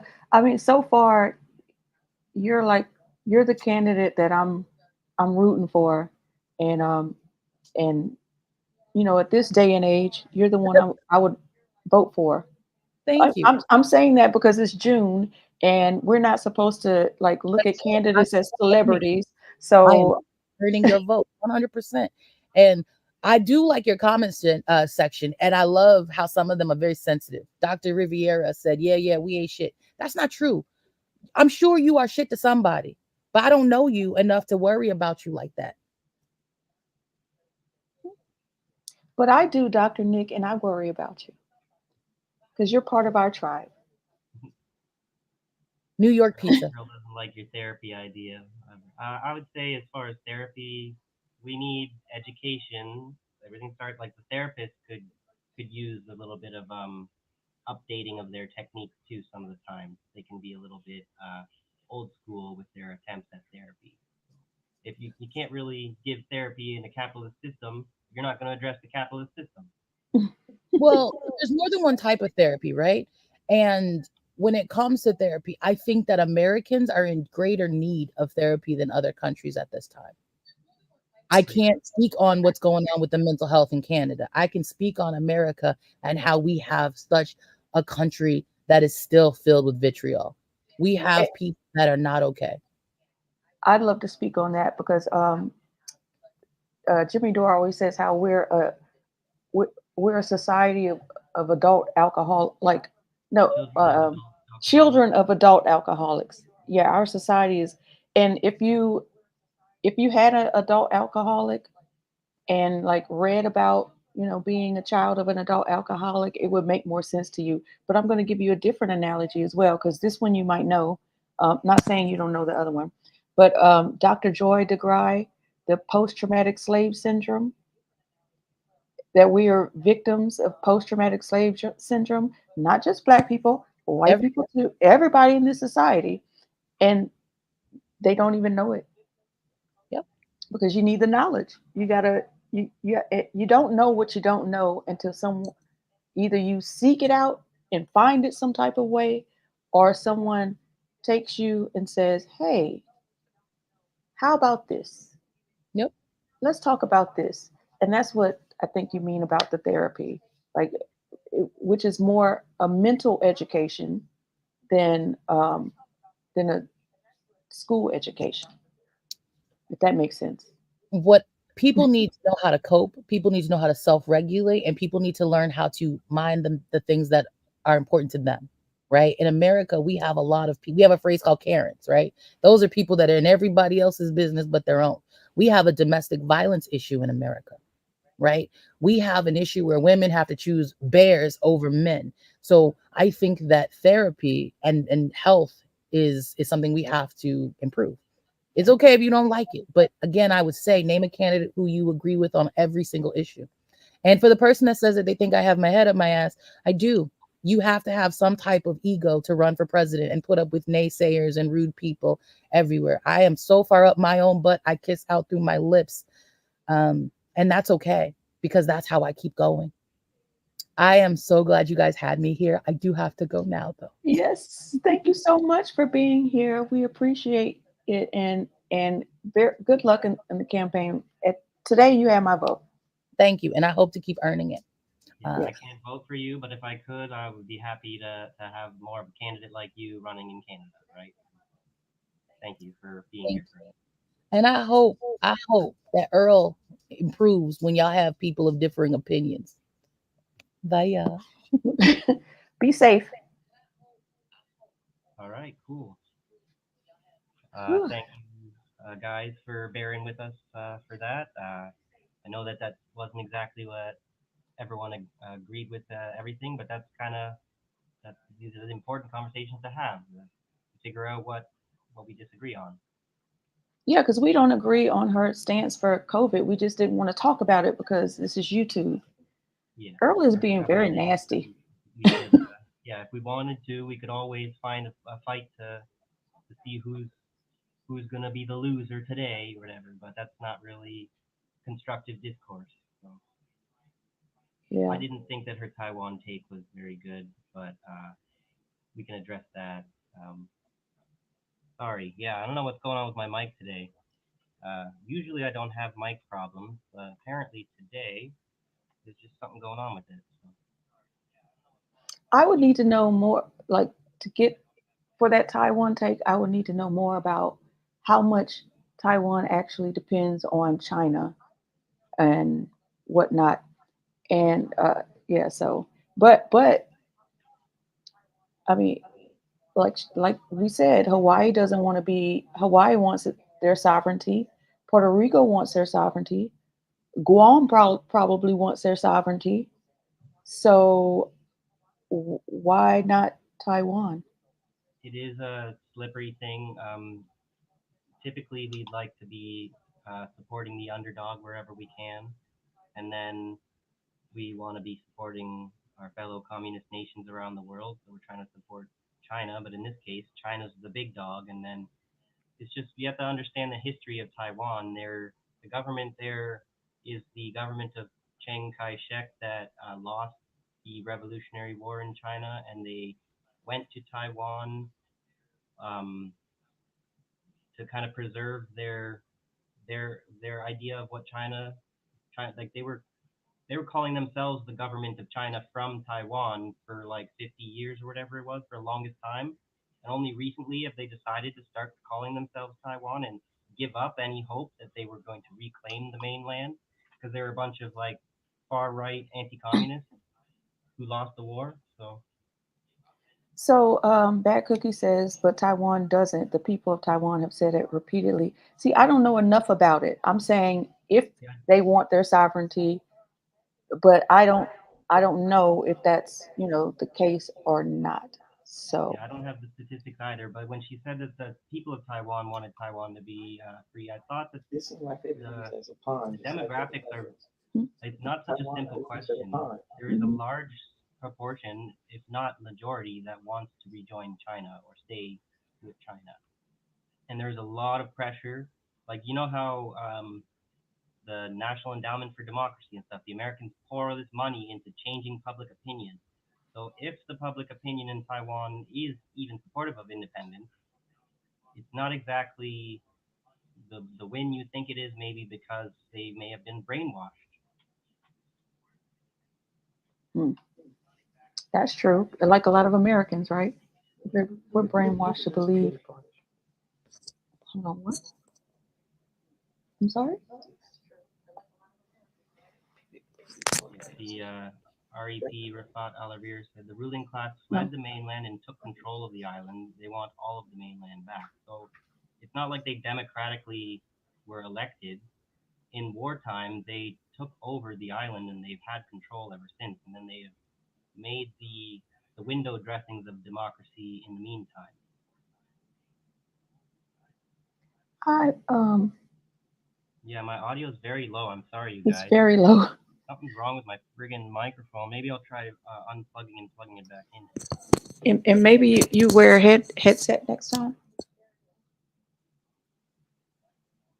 I just want to address this, okay, Earl of Laurel. Don't don't do that. Not you're okay. You're acting like a victim now. You just don't agree with reparations. That's it. You don't have to agree with it. That's not going to change my opinion about reparations. It's not going to change Michael's or Jasmine's. We just don't agree. And I'm going to continue to push for reparations. And we could agree on the other things that we agree on. You don't have to agree with everything I believe in, but that doesn't mean I'm not going to keep fighting for it. Sorry if you feel singled out there. Yeah, What our intention was. that wasn't our intention to to make you feel singled out. But you did keep going with her, so like I don't know why you didn't expect her to respond. And look at this. Okay.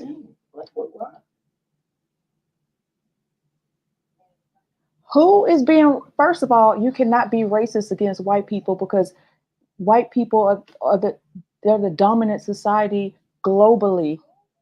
Racism is an ism, it's a system. You could be prejudiced, you could be bigoted, but you can't be racist towards white people. That's the first part.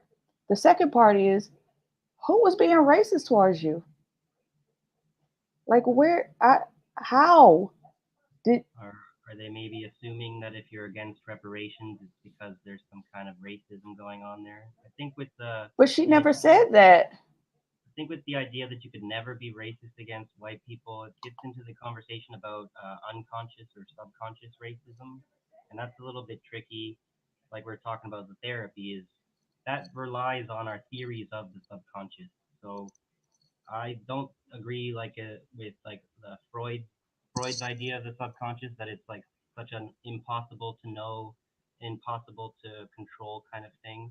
This would imply that you have like a little person inside of you that does like controls all of your body's actions, and that's not really the way that your subconscious works. It's more like automatic thinking, and so that we can get into kind of automatic uh, prejudiced views of what we think a person of a certain skin color is.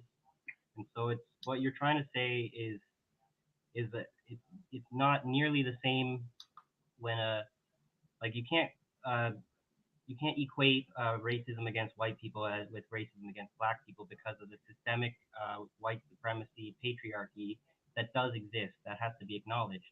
But then it becomes okay. difficult to acknowledge that there could be some kinds of racist situations that white people are facing. Okay, words matter, right? An ism is a distinctive practice, system, or philosophy, typically a political ideology or an artistic movement. So, racism is a system. You could say prejudice or bigoted, but when you start saying racist, you're watering the word down. And I just don't agree with that. I think people they disagree on what the definition of racism should be, because I think some people would prefer it if the definition of racism was a little bit simpler and it was just discrimination against a person based on their skin color. And that's a little too simple for some people that maybe want to have the larger, like the grand narrative of white supremacy involved in their definition of racism. There's a postmodernist mentality that wants us to avoid these grand narratives. So, Earl, if you're Filipino, why are you talking about white? I'm confused. Is my mic a little bit better now, by the way?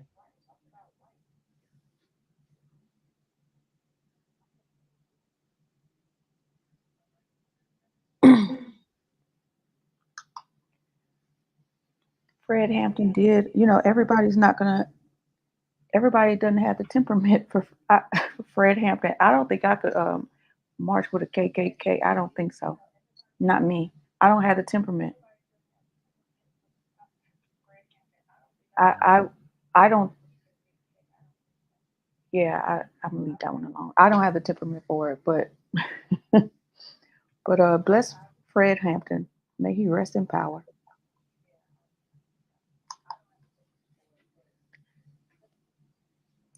WEF propaganda can push all the nonsensical identity and race tropes to make white men feel ashamed, bad. Ironically, WEF.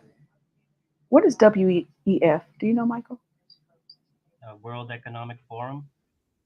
That's what I was thinking, but I didn't know if that was. Okay, so World Economic Forum propaganda come from Yeah, there white is a strange. Zionists who have a past to bypass that book. Okay. If we look Okay. at where is the propaganda coming from, it might help us understand who's pushing which narrative. That's kind of a good point.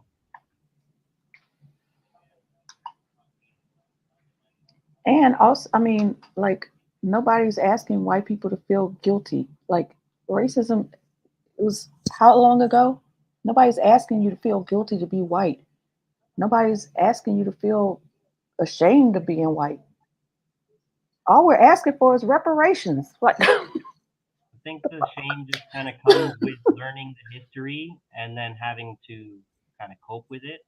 It's like when you learn the history from a black perspective, it's a little different than, like, you don't consider yourselves as colonizers, and for a white person to learn the history of colonialism, it seems necessary for us to think of ourselves as associated with, at least, if not descended from, like, the colonizers. Because if we don't, then we're kind of denying our own history.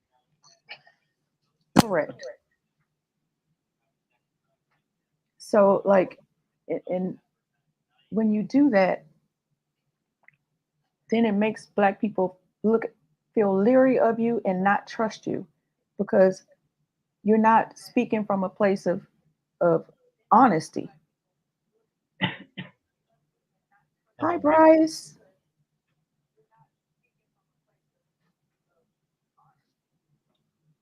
Okay, let's see. Bad Cookie says, I will say this much.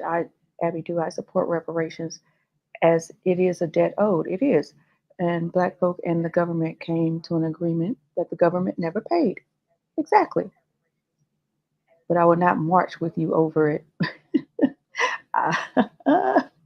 So then that's not really support. That's the problem. That's not really support. That's not support. Exactly. That's fake. That's like that's not allyship. that's like good luck. Yeah. That's not what the definition of support means. I should try and get out there and march a bit more. It's hard to get out and support people with a march kind of thing because it's a little bit more. But you know what? That's pretty much what they all do. Exactly. Mm-hmm. Mm-hmm. I find that quite interesting. Well, it seems like Because, this is a topic to talk more about. I think it seems like we have a bit of a like in the chat and with a lot of the comments, like the YouTubers, we all have a bit of a disagreement on how to cover this issue. I mean, it's not much to cut. Like, okay, Jimmy Dore said, give them universal health care and a UBI. Like, giving black people all the things that white people are also going to get is not reparations. That's disingenuous and is really fucking insulting, to be honest. Where's my swear jar?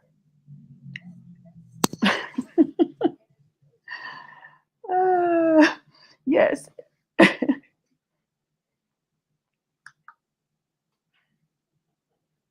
Malcolm X too. Bad Cookie said it's more support than you will get from those who don't even support reparations in the first place, I suppose. No, it's not.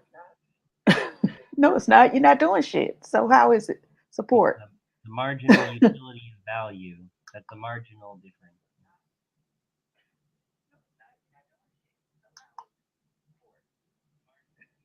Now, see, in these cases, okay, like Jacqueline, in these cases, then it's understandable. But like somebody who's able-bodied, like understand, like you'd march for Medicare for all. You'd march for that because it benefits you. But if you can't march for something for someone else because it doesn't benefit you, then you are centering yourself in a society where we're supposed to be a community. We it gets kind of lost. Like the whole point about talking about this is to try and be there for each other. You know, otherwise, we don't need to talk about this at all.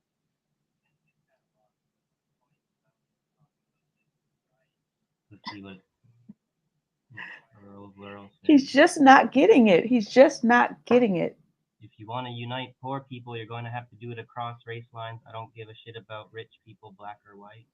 No, if you want to unite poor people, you're going to have to do it across race lines. That's because he's talking about white people. So he's telling black people you have to deny yourself of what is owed to you so to get white people on board. No, I don't.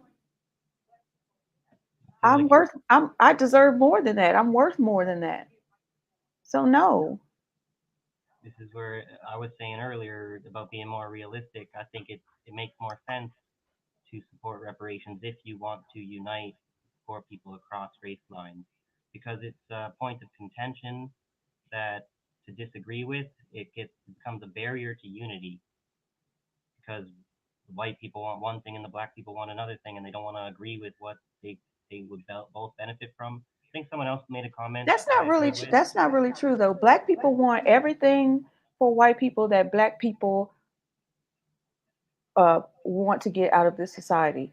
But we also want our reparations. Black people want white people to have universal health care, a UBI, a living wage. We want all that for everybody. But what does that have to do with reparations? It's not computing to me.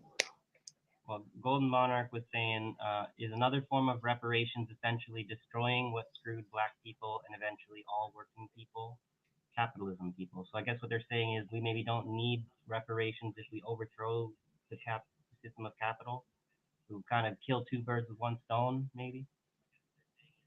The inventor's paradox.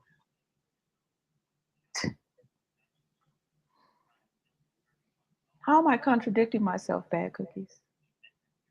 Please put it in the chat.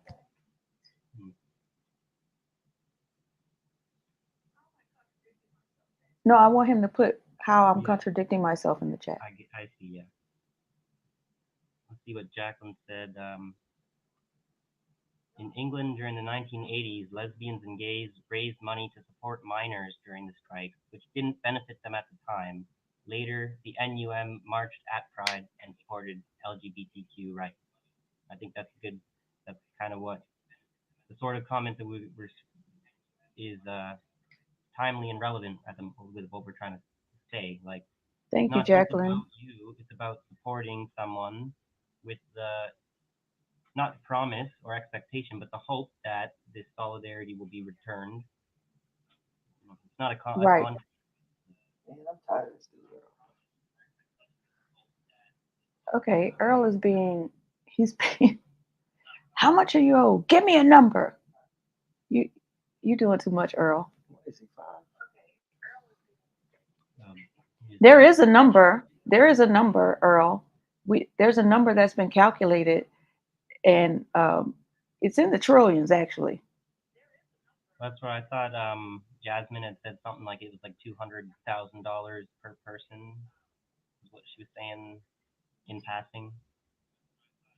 She said it was only going to be like your grandma's house you're going to be getting kind of thing, but it's still worth it. Like, how much would $200,000 change anybody's life? But Bad Cookies got back to you here. You contradict yourself when you say, oh, sorry, go ahead. You can read it. You contradict yourself when you say you will march for Medicare for all because it affects you, Well, the reason you want that stuff for white folk is because you get it too. It's a contradiction. That's not true. That's not true. I want it for everybody.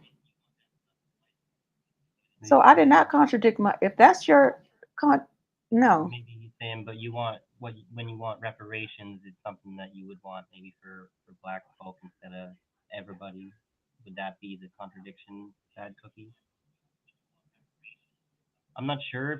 I've marched for stuff that had nothing to do with black issues.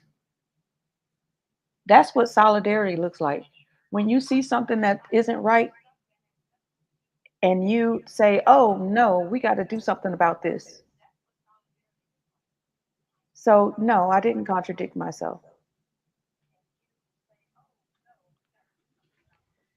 Okay, hold on. He's responding, and then I want to get another. Oh, that's the same thing. I'm sorry. So let me get. I saw something up here. I wanted to point out from Sean. Hi, Sean. This is an important part. This is an important point. Why does it matter so much to him when the money is not coming from them? It's the government paying Oh, but it. it comes from people because people pay taxes to the government, and so all of the taxes that we pay are all going to the reparations.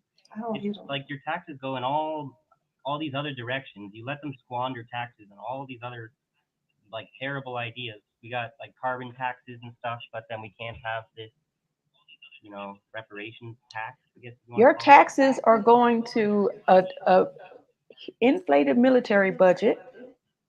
Your taxes are going to subsidizing corporations. I don't. He's not bitching about that. It's about giving reparations that's owed to black people. Like I don't understand that. Of course, we're going to pay taxes. That's what we're supposed to do. Well, there's some debate about that, but you got to pay taxes to pay for some stuff. So, Golden Monarch had a good comment. He said, "This is beyond numbers. Let's put it this way: the amount of reparations that Israel and Ukraine have received in short periods." Good point. Israel gets well, yeah, I guess I would call it reparations. I don't know. For the Holocaust, they got all kinds of reparations, you might say. But I'm saying all the money that they get from the US every year. Yeah. And they have free health care. They have free education. They have all kind of stuff that we as Americans should have. But the wealth gap between the white society and the black society has always been this long. And it's because we never got reparations. So we had to start from nothing. And the other thing is, you can't just give reparations if you're not going to fix the systemic racism. If black people still have face barriers owning their own businesses and everything, the reparations will amount to a stopgap measure, a drop in the bucket, and then if you don't fix the systemic discrimination, it will just kind of happen all over again. Yeah. I like this comment, Dr. Nick. A Holocaust, not the Holocaust. Thank you for correcting us because you're absolutely right. Thank you. Absolutely correct. So I'm not sure. Robbie Burns said the chat's in the shitter at this point. Sorry to hear that. I'm not sure why you feel that way. I thought it was a robust discussion. I thought so too. Sometimes you gotta talk about things that maybe make you a little uncomfortable in order to get to a solution. Grapentine, no, no. Why black people always gotta wait? No, How, no. We do both at the same time. This reminds me of the you can't please everybody problem. How do you get everyone taken care of if we all disagree about how that's supposed to happen?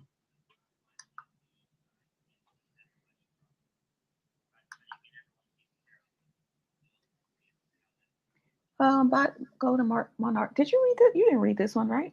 No. He wants to clarify that he's not against reparations. He's simply trying to compare how to bring true reparations to possibility. For one, Wall Street would have to be abolished permanently. We want all of that. We want Wall Street abolished. We want the FBI abolished. Like we want to burn this shit down and start over, basically. Yeah. Yeah, I wasn't assuming that you were against reparations. I just thought that you had a good comment that it was more like a neutral comment. That's kind of like, isn't there like a bigger elephant in the room when we're talking about this? And it's capitalism. Yes, yes, but there's nuance.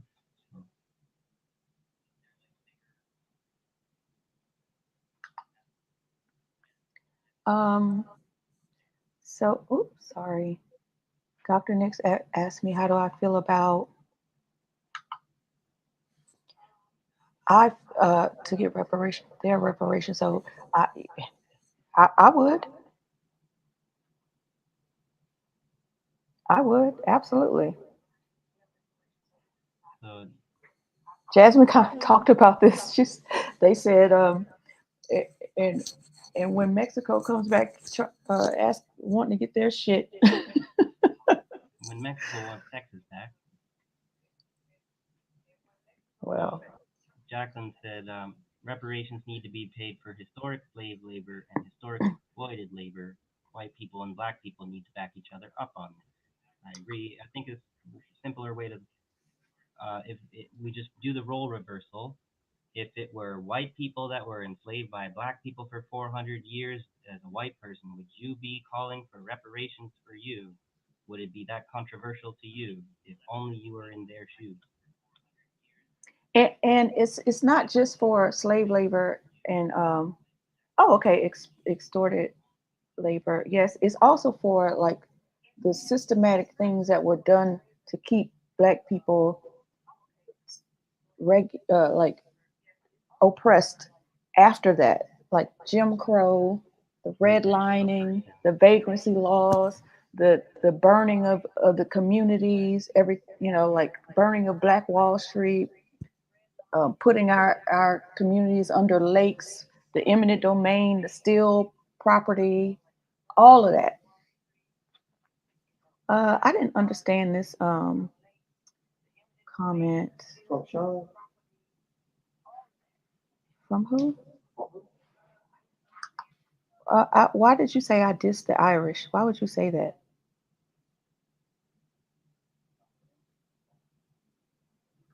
And I hope you're not trying to say that Irish were slaves, because feudalism and chattel slavery are not the same thing. And they never will be. Well, as far as so I don't understand. You could elaborate. I don't know what you're trying to say right there. When it comes to the Irish and I guess like the Russians too, it maybe helps clarify the question of, is there racism against white people? Because white people can be racist against white people. The English were racist against the Irish. So how does that change people's interpretation of the possibility of racism towards white people? Like I'm sorry, Smasha was talking to me. What you doing over there, Smasha? Smasha messing up the chat. Let me fix it for you. There you go. Hi, Dabby Dabs. Dabby Dabs has entered the chat. I don't know, Dabby Dabs. You might want to. It's getting hot in her.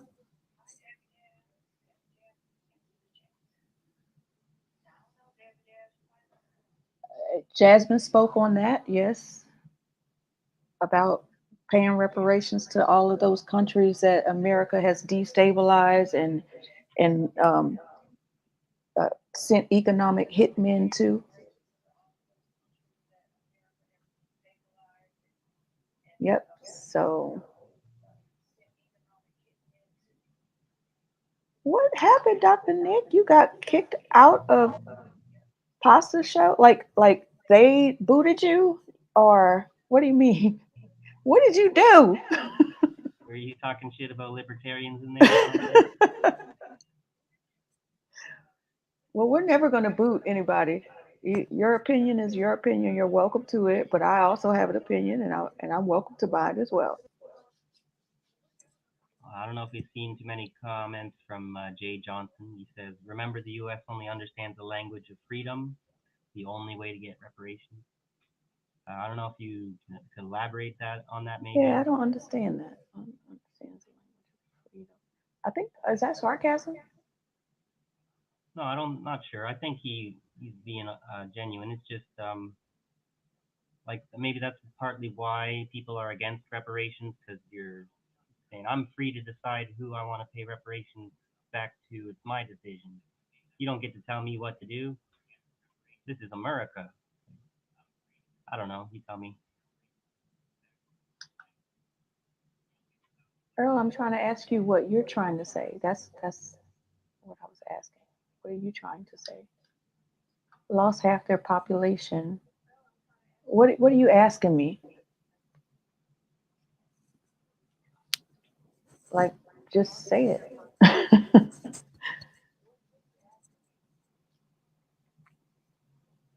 Haas more of a social democrat. Didn't he call himself a libertarian? Well, he's trying to reach to the libertarians and stuff, and so I think that might be kind of like I'd rather hear from Pop himself what he describes himself as, but he does seem to be less communist than Fiorella. I don't really know too much about both of those guys. I need to learn more. Yeah, a socialist libertarian is what Sean's saying he might be. I don't know. I don't really watch pasta like that to know. I watch him when I got time. I try to watch everybody, even if I don't agree with them. So got to stay out of the echo chambers a bit. Earl, I've asked you, like, why don't you just say it? Say what you're trying to say to me. Just say it. I don't mind educating myself about the Irish, but tell me what I need to educate myself about. Bad Cookie says Pasta is a social dim, but he labels himself a leftist libertarian. What the fuck is a leftist libertarian? How is that even possible? Yeah, I wonder if libertarians historically consider themselves more leftist or right. I did look up who coined the term libertarian or libertarian socialist, and it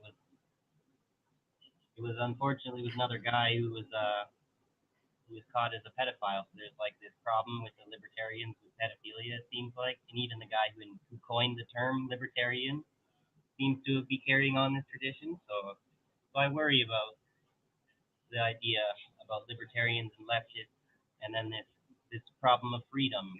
You know, it's how free is too free. Freedom for to do what? You know. I don't know how you would put leftist and libertarian in the same whatever. Look, they are bad in the chat. Bad. Look at this.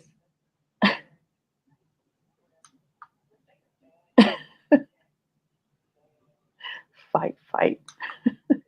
But Jay Johnson clarified a bit. Freedom being a euphemism.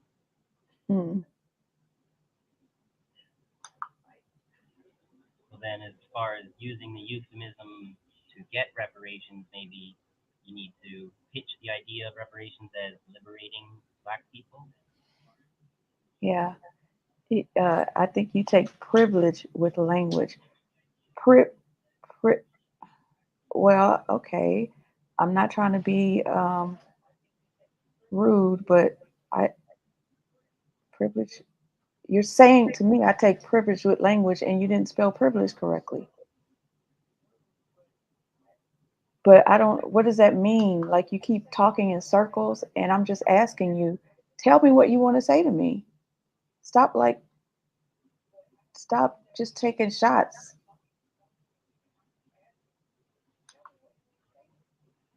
And I'm not upset with you, Earl of Laurel. I know you can't. I know.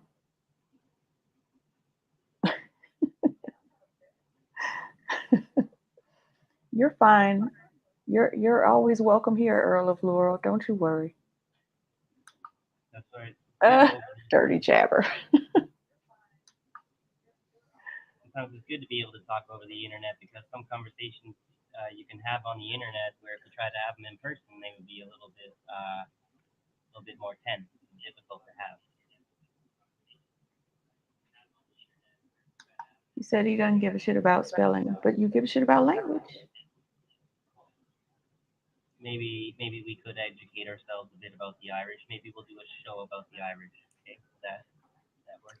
And Earl of Laura, you're welcome to DM us on X with any articles or videos that you want us to review about the Irish. Jay Johnson, can Earl call in? Maybe we should figure out how to do a call in. That would be cool. Okay, Bad Cookies. Bad Cookies says, let me ask this, Abby-Doo. In what form will reparations come to pass? Will it be up for a vote? A vote with who? A vote with who?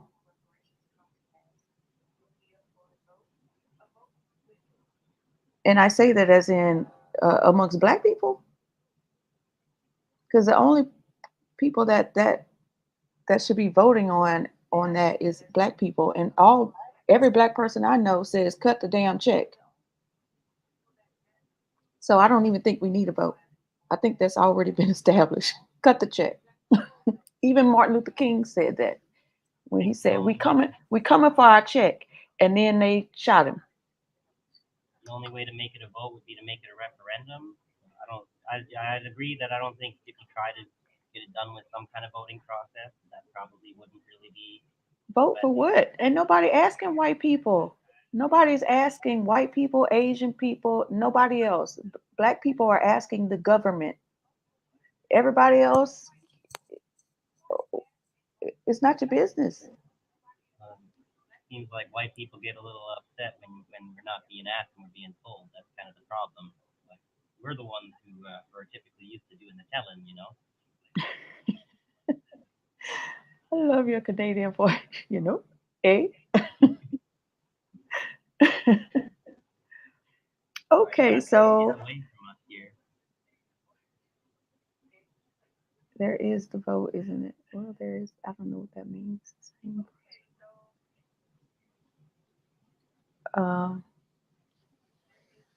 Okay, so do you have anything else you want to say? I just had as far as before you do that, he answered. Okay, won't congressmen have to vote on it? You know what they did vote on? I think it's called AR 40, and it's like, I think, is it AR 40, HR 40, something like that.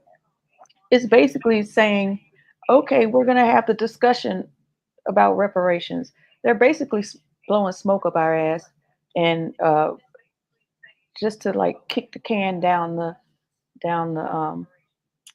what do they call the street, I guess. But Congress might. I mean, I think it could be done with executive order. Nick Riviera said, do you need a new mic? Can we crowdfund it? I'm sorry if my mic's not working today. I don't know what the hell's going on with it. Maybe it's just the cord. Maybe it's the mic. I'll see if I can get it fixed for next week. But as far as crowdfunding, we don't have any Patreon things set up. We should probably get around to doing that. I'd appreciate any kind of assistance with stuff like that. I hope I don't have to buy a new mic. Thank you, Dabby Dabs. Just print some damn money like you always do. Oh, I like this. Wait, Bryce. Okay, Terrence Howard is full of shit. He's something else. He's really full of himself. I met him once at Fish University too. Using that one incident. Huh? You haven't looked at nothing this man has done since that one incident. Since that one incident, I haven't. Huh? You holding a grudge. I'm holding a grudge. You need to get over that. I'm not holding a grudge. When I saw he was full of shit, I just stopped paying attention to him. I have to go watch his thing about the periodic table, which is, I'm assuming, is what Bryce is saying that Neil deGrasse Tyson debunked. But he was like going on and on about the A being on 440, and actually in Europe is 444. So I would have thought he would know that, being well traveled and all. But everybody was just eating it up, and I'm just like, you don't even know what you're talking about. So I'd love to see Neil deGrasse Tyson. I am gonna go watch it now. I wasn't gonna watch it before, but now I'm gonna watch it, Michael. Well, I don't really know what you're talking about there. I just kind of find Neil deGrasse Tyson kind of gets on my nerves. I don't know why exactly. Just one of those like Bill Nye the Science Guy kind of scientist. Makes me wonder if he's like the best scientist to listen to, or if he's more of just like a TV guy who tells you the party line on science. What y'all think about Billy Carson? Who? Say something crazy about him before I go on for Who? Billy Carson. I don't I even don't know who that now is. he Exactly. Y'all don't know. You heard her. She said, exactly. I don't know nothing. Yeah. Oh my gosh. All right. Thank you everybody for joining. Oh, you had something you wanted to say. I'm sorry. Yeah, I just had a brief little announcement as far as we've been getting some solidarity from the other independent media, like Hardlands Media has Heartlands been Media. shouting us out and stuff. And so I wanted to return the favor a little bit. Indie News was talking about the last American vagabond was having some issues. He said earlier today, this was hours ago, but he said he'll be live in the next hour or so. I'll be going over in depth the legal attacks he's dealing with, as well as some important news on the daily wrap up. He also started a spot fund campaign since the Give Send Go has had some issues. So to understand what he's kind of talking about, I clicked that little link there, and you can read all of this, but I'll just kind of skip to the gist of it here. Buy bad Because cookies. he's writing See, this. oh, I'm sorry. I don't mean to cut you off. Go ahead. 1 second. Buy bad cookies. Look, I have to ask Eric. I'm blocked from chatting on Savvy, so I always go in there and listen, but I can't respond. And I need to ask Eric to check, because she said she didn't try to block me. So I think it was like a mistake. You know how you accidentally block somebody that time? So I think it's one of those things. But anyway, I just, bye. All right, go ahead, Michael. I was just saying, T-Lab wrote this. So he's writing this today to ask for help. T-Lab is currently under attack like he's never seen. Over the last month alone, T-Lab has been hit with a massive IRS bill for an alleged mistake on a past filing from 2012, and another lawsuit on top of the one I mentioned in the last couple months from the same lawyer. From all accounts, those representing these frivolous lawsuits, both of which are demanding tens of thousands of dollars that he does not have, are not interested in coming to a reasonable agreement for just compensation for the perceived grievance, which was sought by them to end this. As is usually the case with these ambulance chaser types, they're just trying to make money off of him. They seem intent on either asking for an absurdly large amount that has no context in the situation, or dragging this into court instead, which even his lawyer was confused by. So regardless, without your help in the near future, it may be that T-Lab as you know it will not exist. T-Lab will need to pay for lawyer fees first and foremost. So he's just asking for donations. I wanted to give him a little shout out there because I've always appreciated the content that I've gotten from T-Lab. He's Yeah, much he's more, really good. Yeah, he's much more in depth. Like you think I go down the rabbit holes, like this guy goes to the rabbit holes in China, right? He gets all the way to the end of the rabbit hole and back. So. Yeah. And I've just been a little caught up, but I was going to make a a list of independent, you know, media for so our comrades can, you know, just check out other things. Um, but always come here. Always come back home to us, please. All right, so we're gonna head out, and you guys enjoy Sabby Sabs or enjoy your family or your meal, what have you. And we will see you here next Thursday. Thank you so much for your support. Have a good one. Thank you guys. See